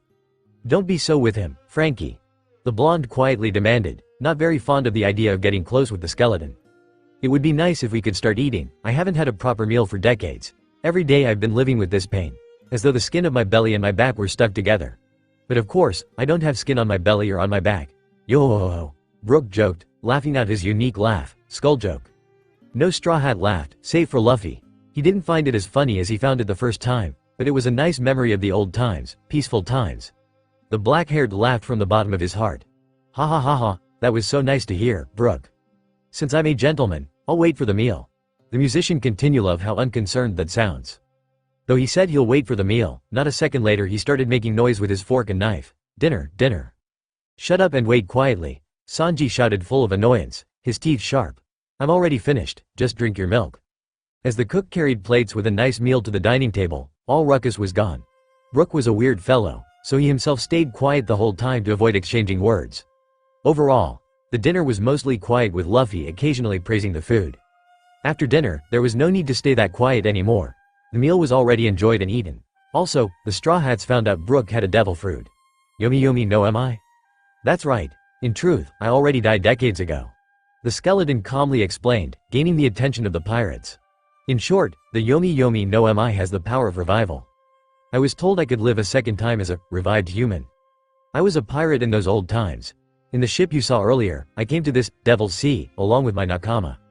Unluckily, we happened to engage with some frighteningly strong fellows and my crew was also annihilated. Of course, I also died at that time. When I was alive, the only thing the Yomi yomi no mi gave me was the inability to swim. That day, the fruit's ability was activated and my soul returned from the underworld. If I had returned to my body immediately, I would have been resurrected. But as you see, there's a thick fog in the sea and I got lost for a year. When I finally found my own body, it was only white bones, even my eyeballs were gone. Additionally, to explaining his powers, Brook also told of his past, or at least a part of it. So that's how you became a talking skeleton. The shipwright pointed out, crossing his arms. Being resurrected even though you were only white bones is the power of this devil fruit. Zoro didn't understand one thing, so he proceeded to inquire. Normally when a corpse rots it also loses its hair. Why do you have your afro? Oh, the roots of my hair are just strong. The musician stated, making the green-haired sweat drop. Whatever. Still not convinced, Usopp raised his cross protectively in front of him again. "So, are you a ghost or not?" "I strongly dislike ghosts," the skeleton told, perplexing some of the crew. "If I happen to see one, I'll scream." "Have you seen yourself in a mirror?" the orange-haired girl asked, thinking he was unbelievable. "Gia, take away that mirror," Brook almost screamed, shielding his face with his arms. The long-nosed only got to take a short glance, but he noticed something seriously wrong. "Wait a minute, you're not reflected in the mirror." Chopper, not knowing if this was true or not, moved to the side of the sniper and looked. To his surprise, it was actually true. Brook appeared like a ghost, since there was no reflection of him. He's a vampire? As scared as the sharpshooter was of vampires, he managed to keep his cool for some more time since the missing reflection wasn't the only thing wrong. "You don't have a shadow either," the marksman exclaimed, full of fear. "What are you?" Meanwhile, Brook merely slurped down his tea. Apparently, Sanji didn't understand that gesture at all. "How can you be so calm? We're making this racket because of you." The musician thought the living and thriving human pirates deserved an explanation, since apparently he was the reason they were making such a ruckus. Putting down his teacup, Brook started telling a story again, much like a grandpa. "I'll tell you everything now. It has been a long time since I began drifting on the sea. Being a skeleton and not having a shadow are completely different things," he explained, looking serious. "Some years ago, a man snatched away my shadow." "Snatched away?" Usopp and Chopper yelled out in disbelief, not thinking something abstract as that would be possible. Even Robin was a bit skeptical. "Your shadow?" she repeated, waiting for the explanation. Only Zoro seemed to be okay with that. "You're a talking skeleton. It doesn't matter what you say, it won't surprise us anymore, right?" the swordsman said, not wanting to waste time. "But it could," the musician interjected, emphasizing the seriousness of having his shadow stolen. "A shadow being stolen means you cannot live in the light anymore. I once saw someone disappear under the sun with my own eyes, and it was a frightening sight even though I'm a skeleton. The same would happen to me since I don't have a shadow that should be seen in the light. I also cannot be seen in a mirror or photograph. In short, my existence is rejected by the light." That was a good explanation, and the Straw Hats were about to say something, but Brook suddenly stopped being serious, returning to his old personality. "My nakama were all annihilated. My name is Dead Bones Brook. Nice to meet you, yo-ho-ho-ho." "Why are you so cheerful?" Sanji asked, sweat dropping and annoyed. "Your life sucks." "Even then I'm alive and kicking," the skeleton proudly stated, then adding something. "As a skeleton, though." Neither the cook nor the cyborg were fans of skull jokes. "Shut up," they seriously ranted simultaneously, sharp teeth like most of the time when Straw Hats are very annoyed. "Yo-ho-ho-ho-ho, yo-ho-ho-ho-ho," Brook began to shout, cheerfully dancing and by that simultaneously making the weakling trio worry about his mental health. "Today is a wonderful day, I was able to find somebody." This exclamation was one of pure happiness and relief, making the Straw Hats clear the musician was pleased of their company. "I couldn't tell the difference between day and night in this dark, foggy sea all alone on a ship that won't obey its rudder. How many years I've been wandering? I've been really lonely and so afraid, so much that I wanted to die." Although the tone Brook was talking in wasn't sad, the drawn-out words gave them a hint of his past sufferings. They all felt sad for the skeleton. But Brook didn't need them to feel sad for him, he was already happy. "I've lived a long time and people are a delight for me. You're my delight. Yo-ho-ho. I could cry with happiness if I had tears," he declared, causing the Straw Hats to warm up with him, except for Luffy, who liked and knew him from the beginning. He wasn't nearly as bad or horrifying as they initially thought. The musician was about to decline afterwards due to not wanting to involve them, but the black-haired anticipated. "That's really nice, I don't not want you in my crew. Please don't refuse like you were going to," the 17-year-old said, greatly surprising the skeleton. "What?" Brook called out, confused like never before. "How did you know I was going to refuse? Do you see the future?" "Kind of," the Straw Hat answered, making all jaws drop the ground. "Thank you, Katakurii. Your technique is so cool. Anyways, you told me your shadow is gone and I will help you as my future nakama, no matter what. I already know Gecko Mariah is behind all this and you don't want us to risk our lives. But trust me, we've already fought stronger guys aren't scared of a Shichibukai or his crew anymore." He spoke, opening himself to Brook, who was starting to think that developing a friendship with the Straw Hat Pirates might be the best decision in his life. Don't face them alone. Due to his talking and convincing skills, the skeleton was on the brink of tears, about to grab the hand the future Pirate King was offering him. Just 1 inch before the hands touched, the musician detected a ghost in the wall observing them. Rapidly, Brook panicked, pressing his bony palms against his skull. "Wha? Are we under surveillance already?" By that the other Straw Hats reacted fast and set their eyes on the eavesdropper. "Gia, there's something," a frightened Usopp exclaimed again, his eyes bulging out and his back on the ground. But in a blink of an eye, the ghost already disappeared and loud vibrations were heard.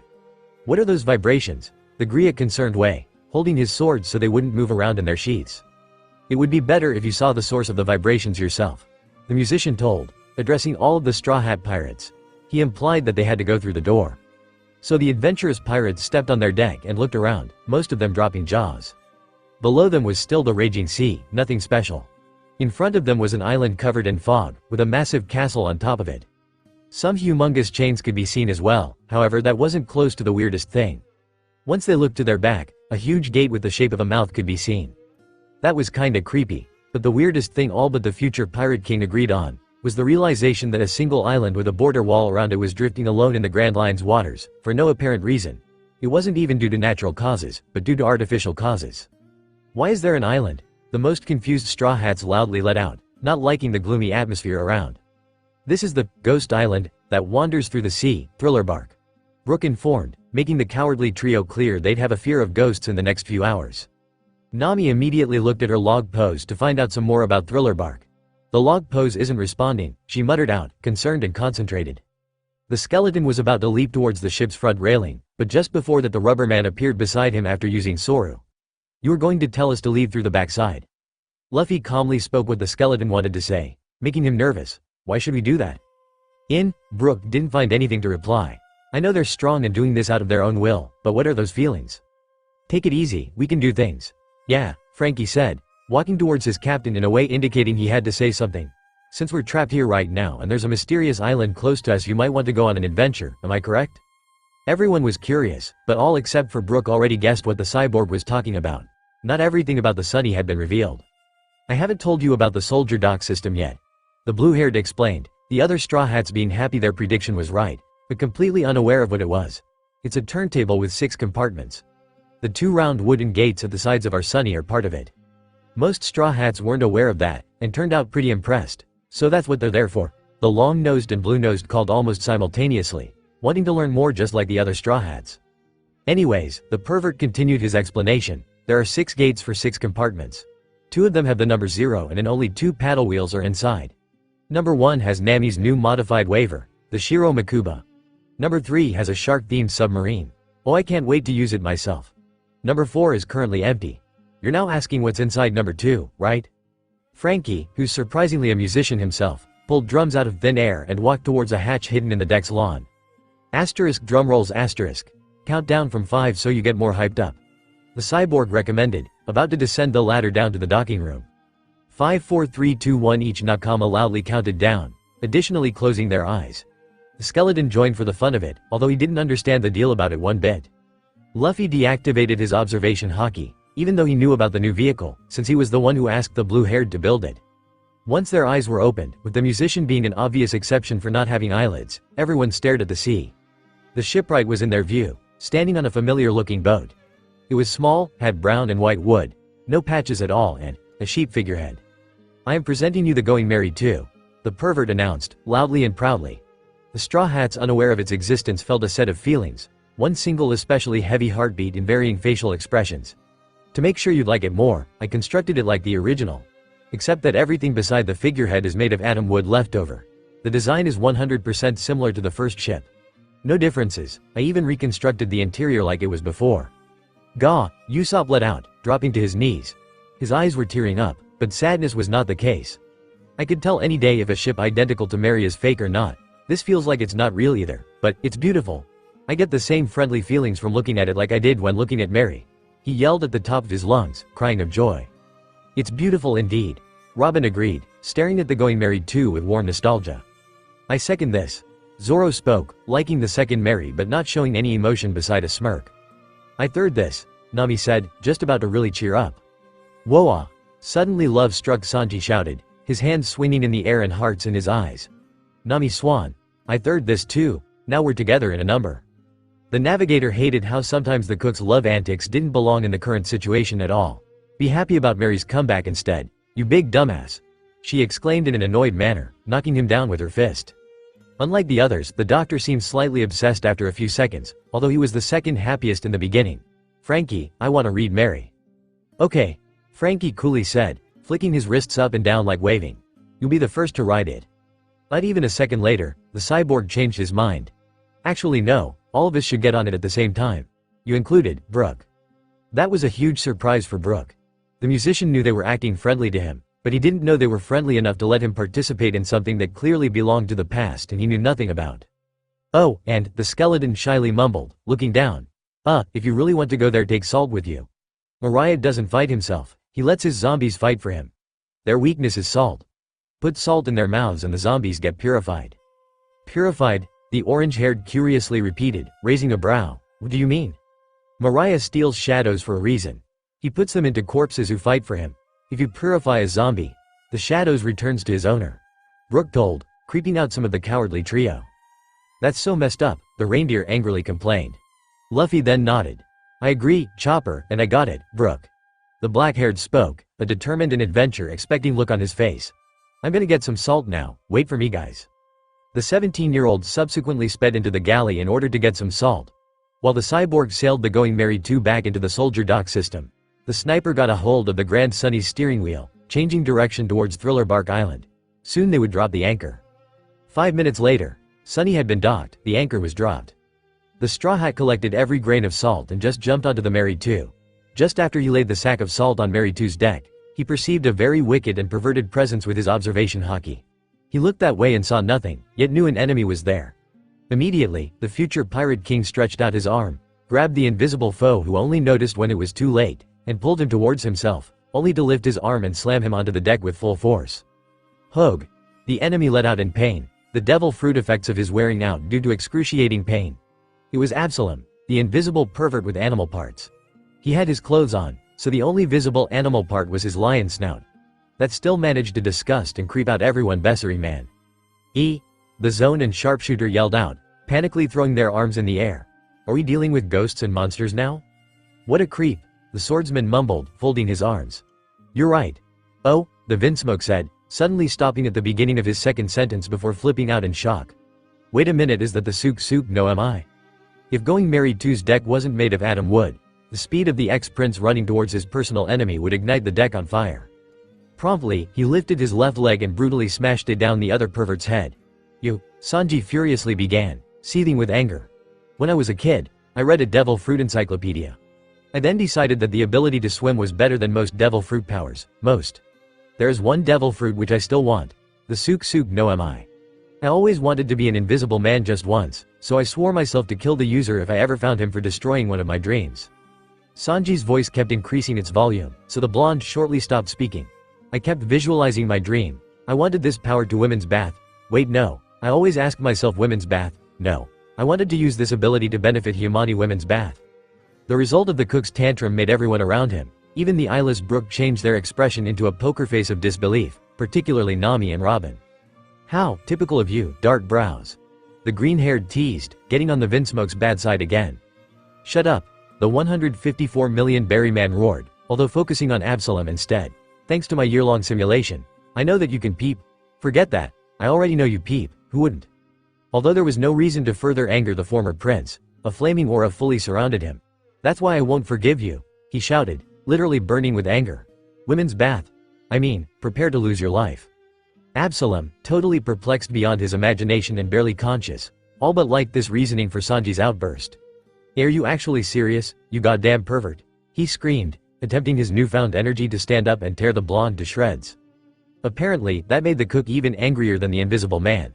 I don't want to be called that by you. He yelled at the peak of his rage, almost killing Mariah's underling with a hard kick to the face. Damn it, he's not dead yet, the 154 million berry man observed, not taking any breaks. I am gone. Then he was restrained by arms from the Hana no mi and the navigator stepped in front of him. Sanji, Robin and I are officially forbidding you from eating that fruit. Don't even think of killing him, is that clear? Vinsmoke Sanji really found the ginger attractive when she yelled at him. Beside that, he was sad his dream was over, but he was lucky the orange-haired didn't hit him for that. Crystal, my darlings. The ex-prince pouted, lightly kicking the body of the invisible lion-snouted man to vent out some frustration. Alright. Frankie then spoke to the rubber man, inquiring about what to do next. We're about to dock on the island, so where should we go? Luffy didn't have to think a second, his answer was already present and ready.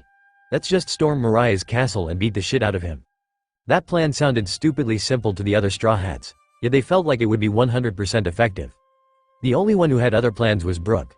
Guys, I do not agree with this plan, but do whatever you want, just be careful. I can't be joining you since I have a score to settle with someone.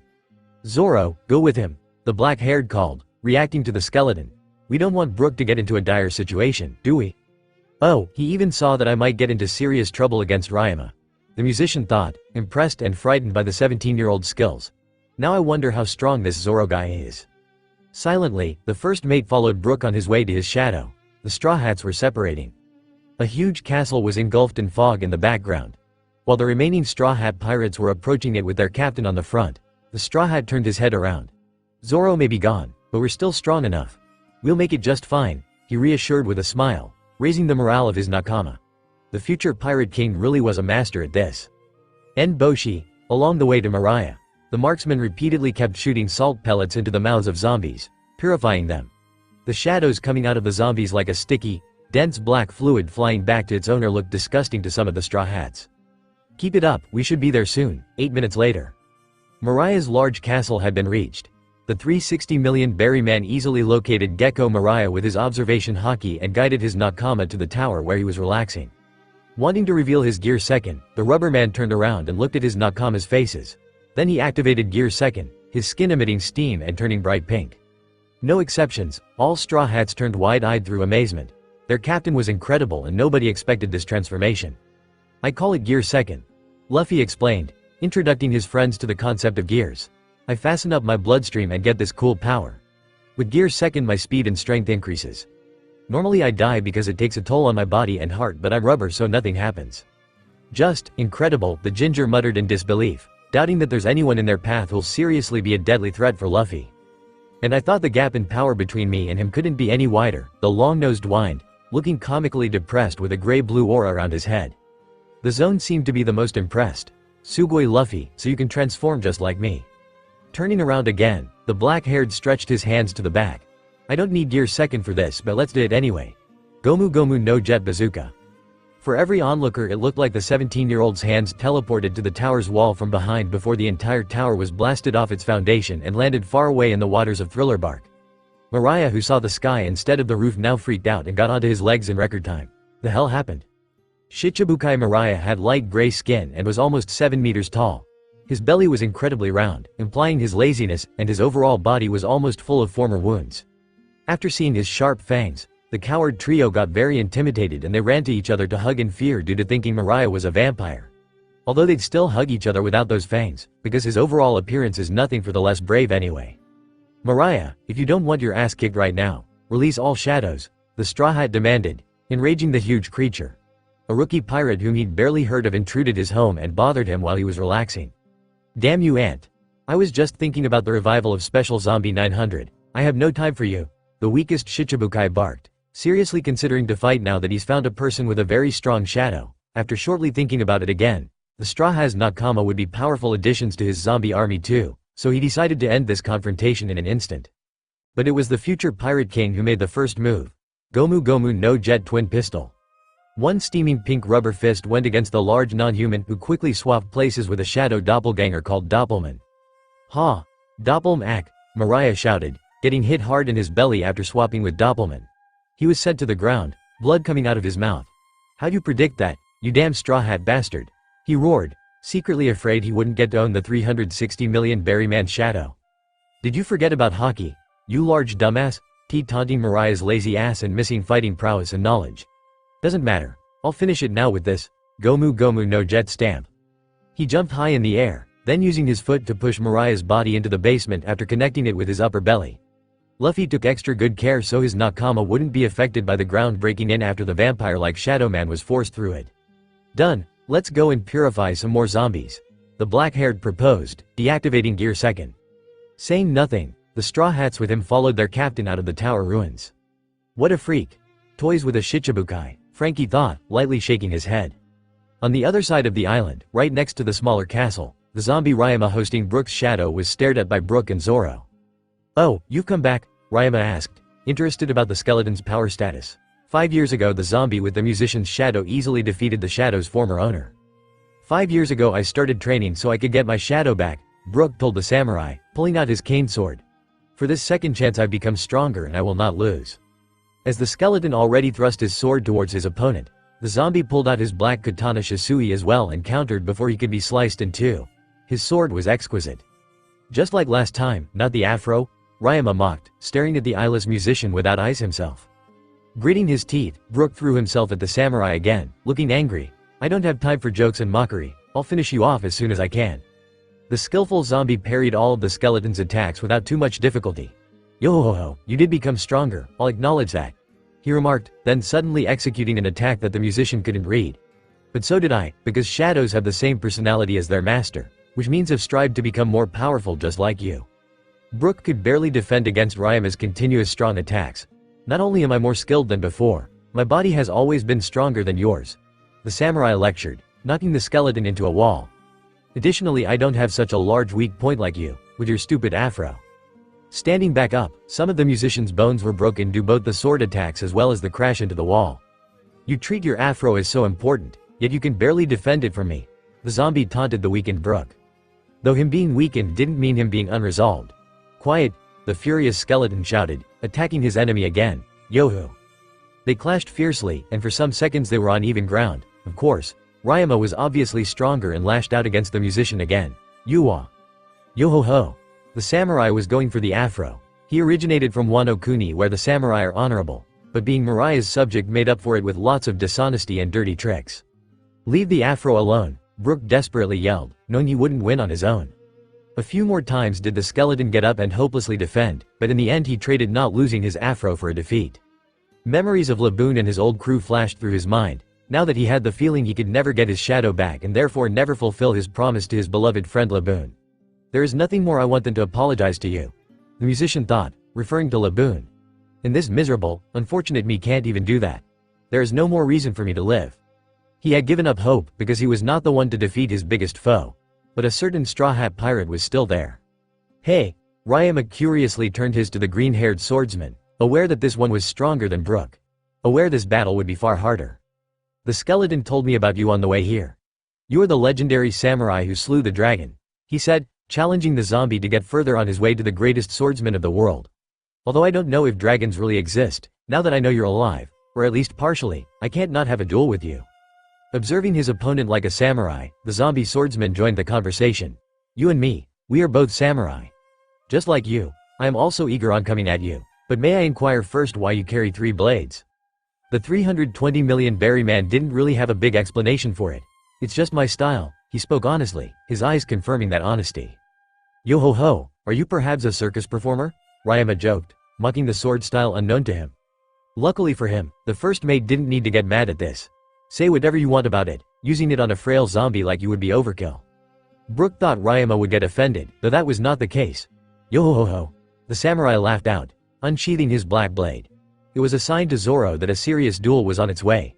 3 low-quality swords are nothing compared to Shisui, a sword crafted in Wano Kuni, land of the samurai, and one of the 21 grade swords.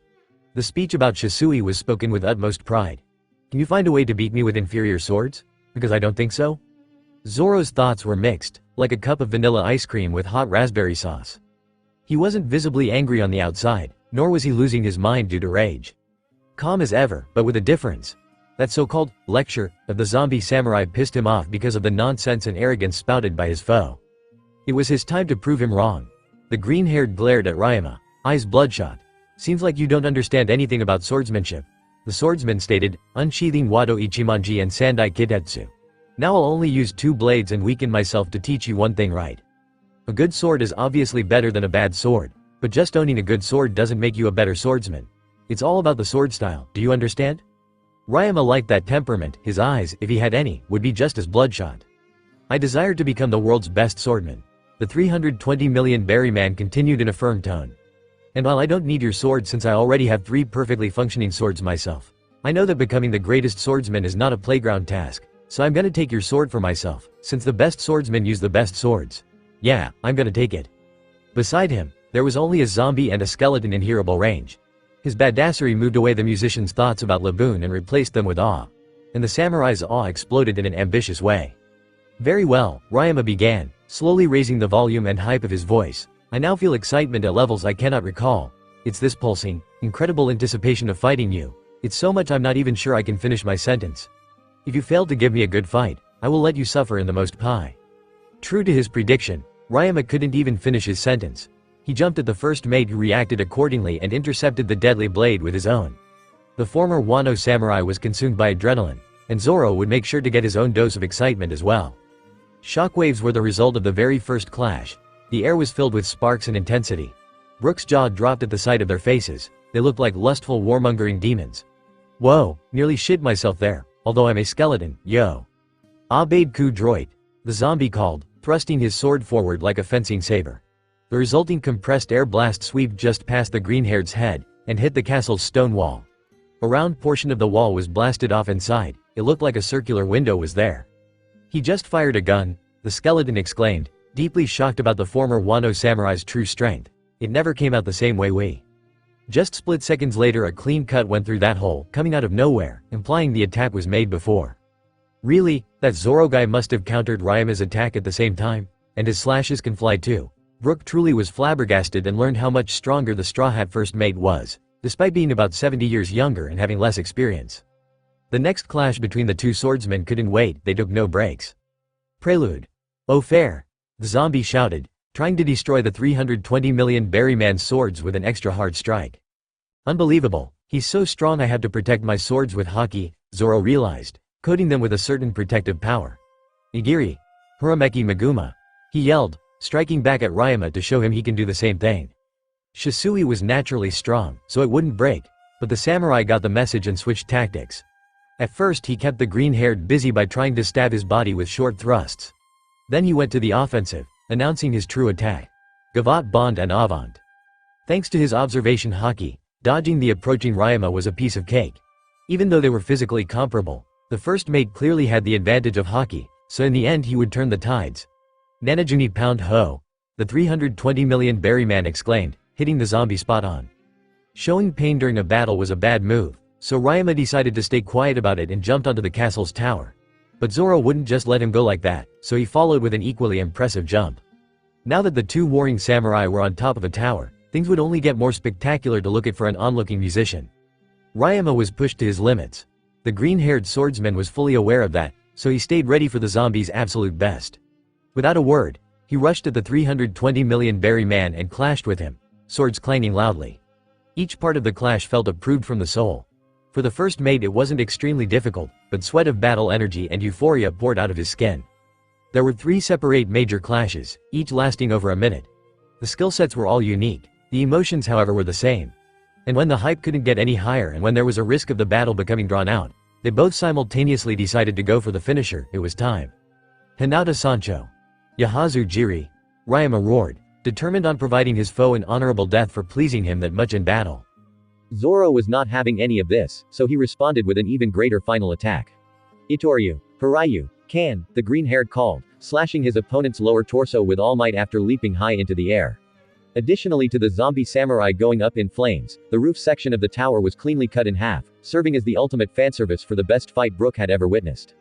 Despite having gone up in red-hot flames, Ryama landed on his feet like a true warrior. I lost. Pant, he admitted like a man, offering his fine sword to the victor. With Shisui, the great sword once carried by a legendary samurai, you should be satisfied, Pant. It was a great match, Ryama continued, his voice full of regret. But I have allowed this samurai's body to suffer defeat when you didn't even get close to your full strength. I am deeply ashamed. As a proud swordsman himself, the 320 million Berryman understood what his opponent went through. The least he could do was making sure the loser wouldn't suffer more than defeat. As long as you're ashamed, that's enough. The Straw Hat Pirate's first mate comforted, picking up Shisui including the sheet. You are a swordsman in mind and body. I would have liked to meet you when you were alive. Zoro's honesty and valuable lesson made him smile. Though the flames covered his entire head, so said smile was barely visible. And by that time, the fire took its toll and reduced the samurai's undead body to ash. The passing of his greatest rival so far was meaningful in 2 ways for the skeleton. Of course, before anything else, he got his shadow back and was freed of Mariah's influence. Although he loudly celebrated this, the body of Ryama, who to him probably was a good person in life, got destroyed forever. So in the end he inwardly felt bad for the recently deceased samurai.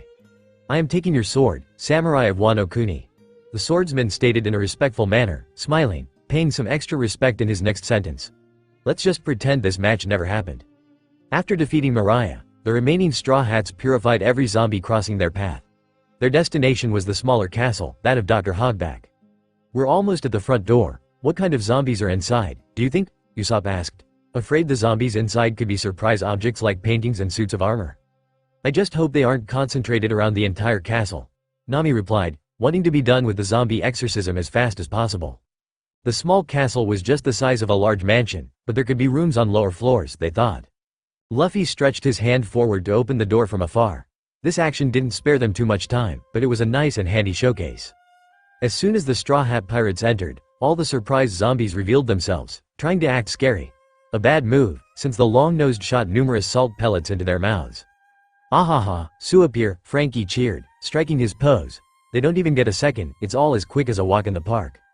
By chance, the cyborg accidentally touched a wall to his left.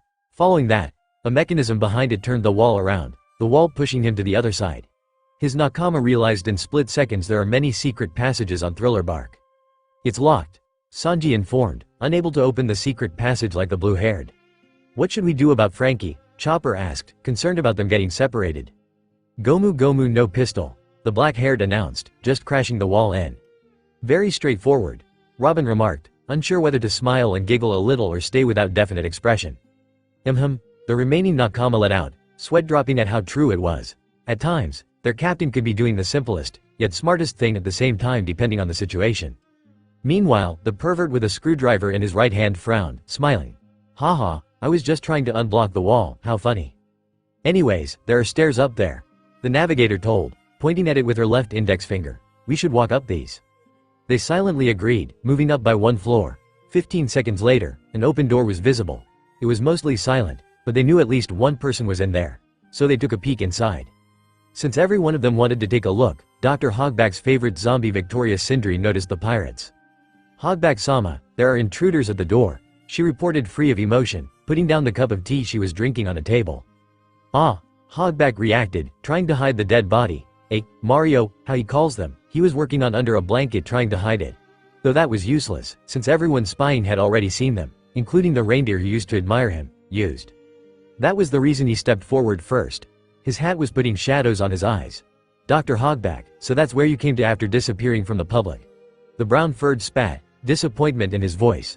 "Creating zombies, I don't care what you're going to say to defend yourself, because you're no longer a doctor to me." "Phosphosphos," Mariah's subordinate laughed, not caring about the blue-nosed rant. "I suppose you're a doctor like me, right? I don't get why you're so upset. I'm just trying to benefit humanity by experimenting in order to achieve eternal life. And it's a success. Look at Move, are self-aware and can therefore live. There isn't much that's separating them from humans, and it's all thanks to my genius mind and the power of Master Mariah." "Wrong," the Zone called, heavily disagreeing with his former idol. "They may be self-aware and move, but that doesn't make them human. Zombies are slaves to their master. Their only goal is to fulfill orders, they don't have a free mind like humans. And then there's the fact that it takes an innocent person's shadow to create a zombie, like that of our friend Brooke. That's why zombies are monsters instead of humans and you are a fraud instead of a doctor." You're getting ridiculous," the strange man returned, annoyed that a lesser doctor, like the Zone user, was talking to him like that. "Everyone has at least one person that he wants alive in this world. Who cares if the zombies are bound to their master's orders? That's not the problem here. You sound like one of those morons who think it's heresy to research life and death. What you're saying is so unbelievably wrong," Chopper stated, putting his palm on his forehead as a sign of disappointment. "My friends and I would rather die than become zombies, since that's basically slavery. What I'm saying still stands, you can't change my mind. Well, if you're gonna stay this ignorant, you might as well become a Mario for me. Sindri-chan, kill him," Hogback ordered, actually expecting her to win. "Let me free you from your misery," the Straw Hat Doctor said, sounding extremely serious and mature. Usopp, Robin. The two knew what the reindeer wanted. With her Hana powers, the Oharan restrained the female zombie, and the sniper purified her with a salt shot. Hogback's love for Sindri had a long history and deep root. When he saw her slowly dropping on the ground, vomiting a shadow, he quickly went down on his knees to catch her from the fall. "Sindri, no," he shouted, tears leaking down. "The only thing I really loved."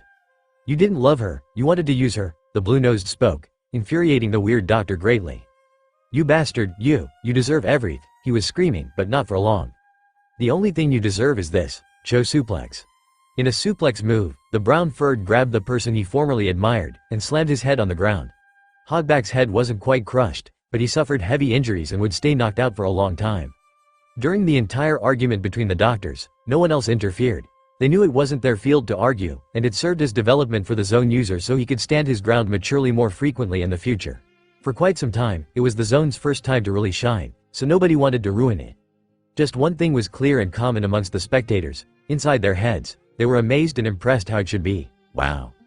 After this encounter, the only place on the island ship untouched by the Straw Hat crew was Perona's area. "Oh, there you are," Brooke called, meeting the Straw Hats outside Hogback's lab. That terrace was the one little place separating Hogback's area from Perona's area, starting with Perona's Wonder Garden, a bridge filled with her personal zombies leading to the large castle where also Mariah's area was. Mariah's area and Perona's area were on the opposite sides of the large castle. The skeleton's got his shadow back, Zoro informed with a grin, happy to see his crew again. "And you got a new sword," the 17-year-old pointed out, his first mate proud of the realization. "Say Zoro, what are you going to do with your fourth sword? I don't think you can use it in battle," the orange-haired curiously asked, knowing he never trained with 4 swords. "I'm just gonna replace Yubashiri and make it a spare sword," the green-haired explained, tilting his head. "Yosh," the Straw Hat exclaimed, looking forward to make use of the reunion. "I'm sensing all of the remaining zombies in front of us, let's finish this." "Oh, and by the way," the skeleton added, about to tell important information, "on our way here we met a bunch of humans who had their shadows stolen. Most of them have them back, but they want to show themselves later so they don't distract us while we take out the remaining zombies." "Good to know." The future Pirate King quickly spoke, before walking forward in order to lead his nakama and future nakama towards the beginning of Perona's Wonder Garden, to the sighting range of her zombies. Like a vengeful army, the adventurous pirates stood in a formation in front of the last zombies of Thriller Bark. To the Straw Hats' surprise, they also were placed in a formation, standing protective in front of their female master. "Horo horo horo," Perona laughed, mocking and ridiculing her opponents. "You halfwits, didn't you feel observed by Ghost all the time? You didn't think I knew about everything, right? Horo horo horo, how pathetic." The sharpshooter narrowed his eyes. He thought those statements were utterly stupid. "We didn't think you knew about everything since we didn't even know you in the first place, stupid." "Horo horo horo horo, do you think you're funny? Zombies, get him?" The pink-haired didn't like smartasses that much, and she thought the marksman was one. 3 wild zombies resembling animals ran up to Usopp. The zombies expected him to freak out and lose control of his slingshot, though they were already at the long-nosed's mercy when they thought that, and Boshi. Those salt pellets purified the animal zombies, no miss. Now the Ghost Princess became aware of the Shyper's skills, thus leading to her wish of not losing more of her zombies. "You won't be doing this for long, negative hollow," she shouted, attempting to take out the sharpshooter with her most effective attack. A pair of spooky ghosts floated out of Perona, targeting the marksman. Strange hovering sounds were made by them although they were intangible. The reason the negative hollows were intangible is because they phase inside their target and make them lose their will after implanting negative thoughts. As the negative hollows went through Usopp, the pink-haired made an evil smile, looking forward to see her enemy on his knees. Very surprisingly for both sides, nothing happened to the long-nosed at all. "Why are you still standing on your feet?" the Ghost Princess shouted in confusion, eyes widening. "You're supposed to be all negative and on the ground." "Ha!" the sniper let out, widely smirking and pointing at himself, standing tall and proud. "Joke's on you, I'm already negative." And as if the girl didn't just widen her eyes in disbelief, she literally made the Enel face, king of all expressions. This particular look caused her zombies to gape in disbelief and the Straw Hats to chuckle. Being the only one not chuckling, Robin took advantage of it. "May I have some salt?" she asked, addressing the musician. He immediately understood why the Oharan wanted that salt, so he loosened the rope tying the salt bag. Sprouting many hands, the archaeologist first picked up many handfuls of salt, then distributed said mineral to the other hands she silently sprouted on the zombies. To increase the effect of surprise manyfold, the 289 million berry woman didn't say a single thing, instead letting her friends chuckle at one more thing. In an instant all the zombies were purified and vomited their shadows. Perona had her own Enel face still going on when she saw the various shadows leaving her subordinates, but the second the pink-haired saw her favorite pet, Kamashi, as a lifeless body, she screamed in horror and sped all the way to his corpse. "Kamashi, no, how dare you!" the Ghost Princess yelled, making it obvious she had emotional bonds to her favorite zombie that she's sometimes too strict with when it comes to talking. Contrary to going berserk on the chuckling pirates, the liar shrugging negative hollow off like nothing standing in the front, the girl instead knelt down and proceeded to cry. "Boo-hoo, Kamashi. It can't get worse from now on, can?" The moment her sentence ended, Bartholomew Kuma teleported on the island, right next to the extremely saddened Perona. The colossal pacifista Shichibukai stepped forward 2 times, eyeing the largely empty Thriller Bark, no Gecko Mariah and the obvious zombie slayers. "It seems I've arrived late, too damn late." the bear-like man observed in a calm, deep voice. Coincidentally, the large man also stepped on Kamashi's corpse with his big, round shoes, infuriating the emotionally unstable pink-haired even further. "Where do you think you're stepping, you big dumbass?" the ghost princess angrily complained, not caring about how much more powerful Kuma was. "Coming out of nowhere and then not doing anything to stop the intruders, but more importantly I'm not going to let you get away with defiling Kamashi. Negative goes." Poof, Brooke and every straw hat saw it clearly. The paw man slapped Perona and she instantly disappeared. The cowardly trio got terrified really fast, and even stronger crewmates and the skeleton were frightened. "What the hell did he do?" the swordsman snapped out, exchanging worried glances with the cook. "Hold on guys, this is Bartholomew Kuma, another member of the Shichibukai," the 28-year-old told, signalizing the others to stay cautious. "He's called the Tyrant, due to being the most violent Shichibukai according to his reputation. His former bounty is 296 million berry." "Straw Hat Luffy, I've been ordered to take your head," the former revolutionary announced, worrying the weaker Straw Hats due to him appearing to be far stronger than Mariah judged on his ability and calmness. For being the only calm one beside the not-so-expressionate Kuma, the 360 million berry man had a damn good and fitting response. "You're coming to arrest me here, when I've already beaten Mariah, when I have my crew beside me, and when I haven't sweat once since I've set foot on Thriller Bark. Try at Sabaody instead, you'll probably have better luck there." Since it was his duty to stay stoic and serious, the original pacifista sadly couldn't smile at that. He found the rubberman's response extremely funny. "Your son is a real jokester dragon." "You are right, Straw Hat, I can't change facts," Kuma said, perplexing the remaining Straw Hat crew. The so-called most violent Shichibukai made their captain look like the most capable diplomat ever. "I shall expect you at Sabaody." Like in rare cases before, the Straw Hats were petrified by Luffy's to them unexplainable genius mind. Brooke was quiet as well, though more of being impressed, since he didn't know the black-haired too well. Finally, 12 seconds later, the awkward silence was broken by awkward victory cries. "Yeehaw!" a horde of pirates shouted, approaching their saviors by running. "You saved us, let's party." "Wait," the 17-year-old exclaimed, sounding and looking very serious. "I can sense one more zombie, one more, and it's here." He sidestepped as fast as he could, since a pink zombie boar in a wedding dress would have landed on top of him. Said unique zombie crashed into the ground, leaving a wide crater. Once the undead body climbed out, the sharpshooter was the one the female zombie faced. A quick look lasting less than a second was enough to freak out the marksman. "Be gone." After receiving a salt shot in her large mouth, the big-lipped pink zombie stopped hosting the shadow belonging to another big-lipped person. Few seconds later, a round woman with a comparably big head to a short neck and even bigger lips followed the large group of male pirates. "Captain Lola," they shouted, grateful to see their captain back with a shadow. Lola was a relaxed captain, so all they had to do was waiting for her to arrive so they could throw a party. However, the first thing Lola did when she came close to the Straw Hats was thanking them instead of just announcing a party. "Thank you very much for saving us," she spoke in a respectful manner, bowing. "Without you we'd still be stuck on this island unable to see the sun again. You have our eternal thanks. Let us have a banquet to celebrate, and then we can give you treasure."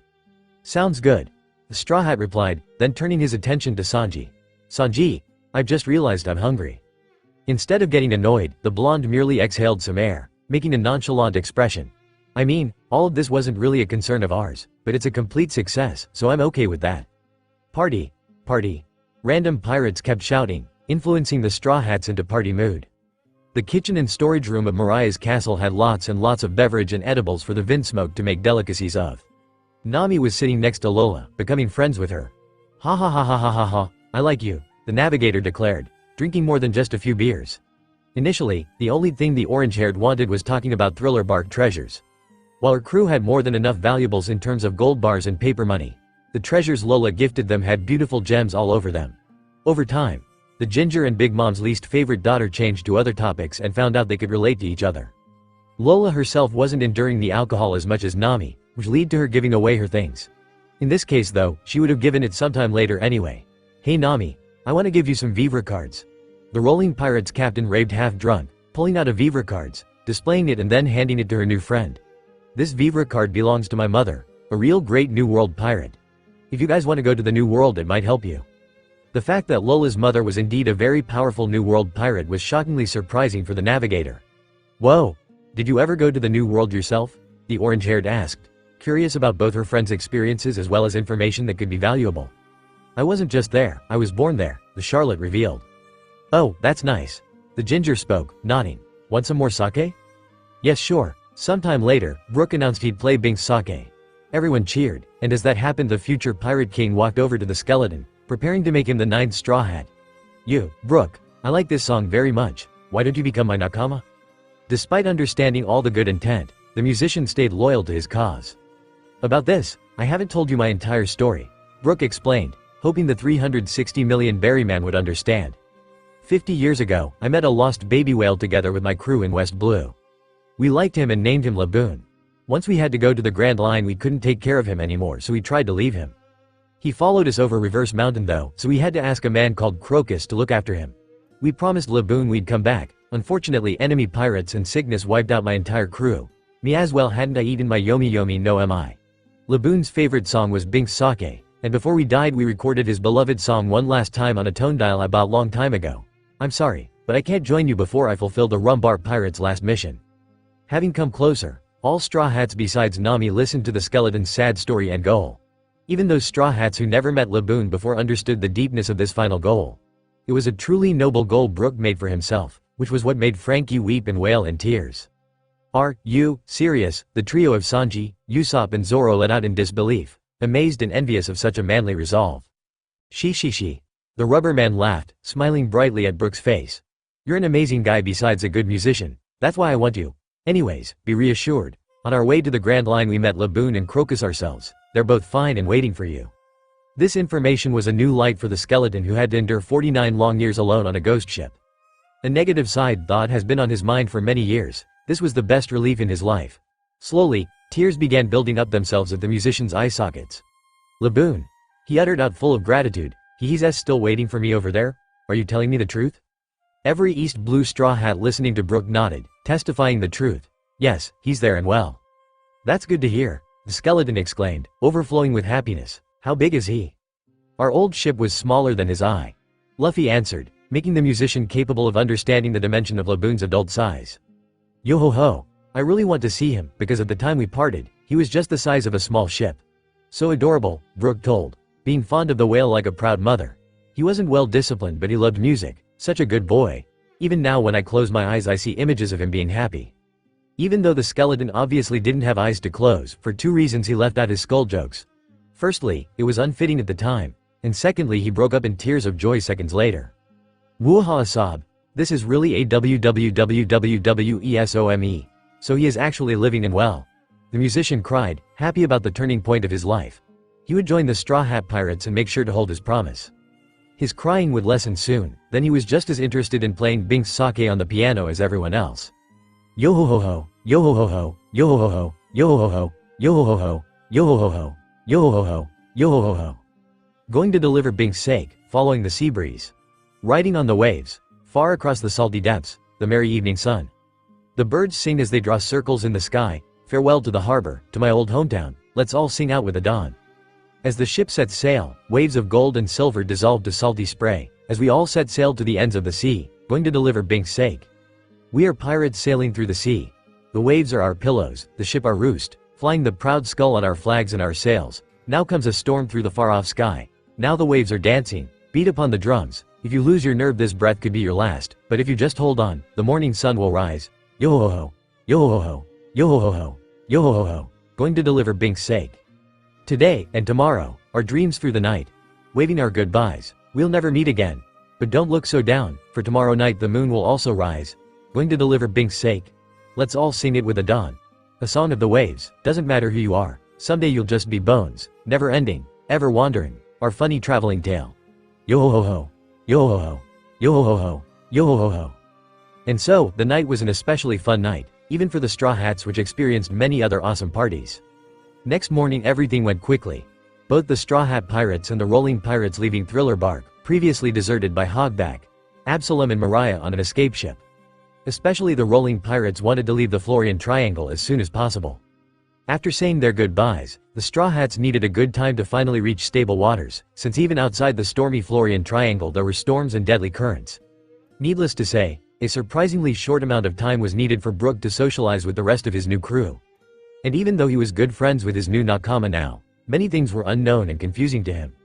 Suddenly, the Den Den Mushi reigned. All Straw Hats gathered around the transponder snail, wondering who Luffy'd talk to. Hello? The black-haired asked, expecting a familiar voice. Hey Luffy, it's urgent. Sabo on the other line yelled into the phone, signalizing he was seriously upset with his voice. Where are you now?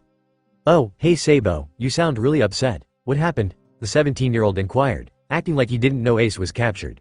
I'm like a week or so away from Sabadi Archipelago. Blackbeard, that bastard, he defeated Ace, captured him and turned him into the damn Marines. And if the last thing wasn't enough, he told them who he really was. The blonde brother was burning from anger, and now he's scheduled to be executed. As you can get, the Straw Hat furiously thought, referring to the rat Blackbeard. Are you serious? Sadly, I am, the 450 million berry man confirmed, stating his seriousness in every letter. You told me you're a week away from Sabadi, right? Just stay fine until then. I'm there right now and will fill you in on the plan to save our bro. Let's hang up before the world government wiretaps us. Understood. The future Pirate King spoke, sounding just as serious. Take care. Finally, the 360 million berry man gathered all of his nakama before the time skip. Since they were all together in a room, it was a good opportunity to tell them the truth. By switching his attention to something else, he accidentally let the earpiece slip off and land on the table. Luffy, you didn't hang up. The joint 2nd Division commander of the Whitebeard Pirates reminded, his younger brother still ignoring him. Are you okay, Luffy? Sanji asked, worrying about his captain's emotional status. He knew his brother had a big worth to him, so maybe the news of execution hit him hard, he thought. Was your brother really captured? Chopper asked, remembering how strong Ace looked. The rubber man frowned, wiping sweat off his face. He was, but it's not too much of a shock. The Whitebeards will take on the Marines and I'll help them. We'll absolutely save Ace. Sabo still heard this and couldn't believe it. His brother said he wasn't shocked about it. Now it was evident that this person was not the brother he knew. Nothing could change his mind. If a Yonko attacks, the world government will mobilize the entire Marine force. Are you sure they can win? Robin questioned, knowing about the danger of the Marines, especially the admirals. They will, because I'll help them with all my might. The black-haired affirmed, not forgetting to provide explanations to erase doubt. I know you'll ask how, so I'll explain it all from the beginning. I'll explain something I wanted to explain since we were at this point of our journey. Seriously, be warned, some truths could hit you hard. All the Straw Hats gulped. They were standing in a half-circle around their captain, nervous. The intensity of this all was beyond their expectation. The brother on Sabadi listened too, suspiciously and cautiously. Robin already knows, now you others will know too. We've already been here once. Logically, this didn't make sense to the crew members other than Robin. The 450 million berry man questioned this statement too, more heavily than others. Damn it Luffy. What are you implying? Everyone unaware of the complete story thought, almost trembling. What? Zoro spouted out, raising his right brow very high. How can you say that? What the fuck do you mean? Breathing in, the 17-year-old tried to stay as calm as possible. There was a big risk of a heavy fight, one that could split the crew. With that, I don't mean the current timeline. I mean an old timeline you don't know of. In my past life, you were my nakama just like now. But something terrible happened before I could become Pirate King. I'll just say that we're all fortunate a surviving friend of mine had the time fruit. I think you can all guess what I mean. Time travel? Nami exclaimed in utter disbelief, thinking such couldn't be a possibility. Impossible, you've got to be kidding. Wait a second, Usopp yelled out, coming to a conclusion. Don't tell me you've acted all the way from the beginning to fix past mistakes. Everything's so confusing, yo-ho-ho. The skeleton was clearly the most confused due to not knowing the captain as long the others. That is partly the reason he was the most accepting of this besides the Oharan. For the most part, the cook remained pretty calm, if it wasn't for the one thing hour immediately. Okay, I guess you acted this way in order to protect us, I can accept that, but why the hell didn't you tell us earlier? We're pretty far into the Grand Line. If we knew about this earlier we would have been more prepared. That question from the blonde was deserving an answer. So thought the Straw Hat, an answer on the way. Listen up, this is for the bond of us. The reason I didn't tell you earlier is split in two. Would you believe me if I told you about this when we barely met? More importantly, I waited so all of you would form a family-like bond, so you would be together and not separated in loyalty. You're all loyal to each other now, so I couldn't think for a better time to reveal my secret. Robin is an exception, she had her own problems. But you understand why she had problems, right? So just as you understand her, please understand me, I'm begging you. Silence and open mouths. A few sentences with good points was enough to stop the division between the nakama. No one doubted that the Straw Hat captain truly loved his nakama. Keeping this a secret was for their good, not for his. And the Whitebeard pirate's respect for his sworn brother increased exponentially. Though the intellect of the Luffys he knew was entirely different, they had the same loving heart. There was no need at all for the 450 million berryman to add his own opinion. He silently hung up on his Den Den Mushi instead. If he had any questions, he'd just ask on the archipelago. He felt like it was his duty to let him have a lovely day with his own nakama. "I'm sorry if your opinion on me has changed. I really am," the future Pirate King said, taking off his captain's coat. He'd do anything to fix relations with his closest friends imaginable. "But as everyone knows, you can't fix what ain't broke." "Are you joking, Luffy? If anything, I love you even more, bro," Frankie corrected, smirking nicely. "I agree," the archaeologist began, smiling. "You raised our affection for you to a new level." "Ah, you guys," the 360 million berry man was so touched he'd almost shed happy tears. "Let's hug." At rapid speeds, every nakama ran into the rubber man's arms, participating in the warm, minutes-lasting hug. Although they understood they died in Luffy's past life, it did not diminish their morale. At the contrary, now they had more reasons and resolved to keep each other safe and get stronger to avoid all threats able to dent their unity.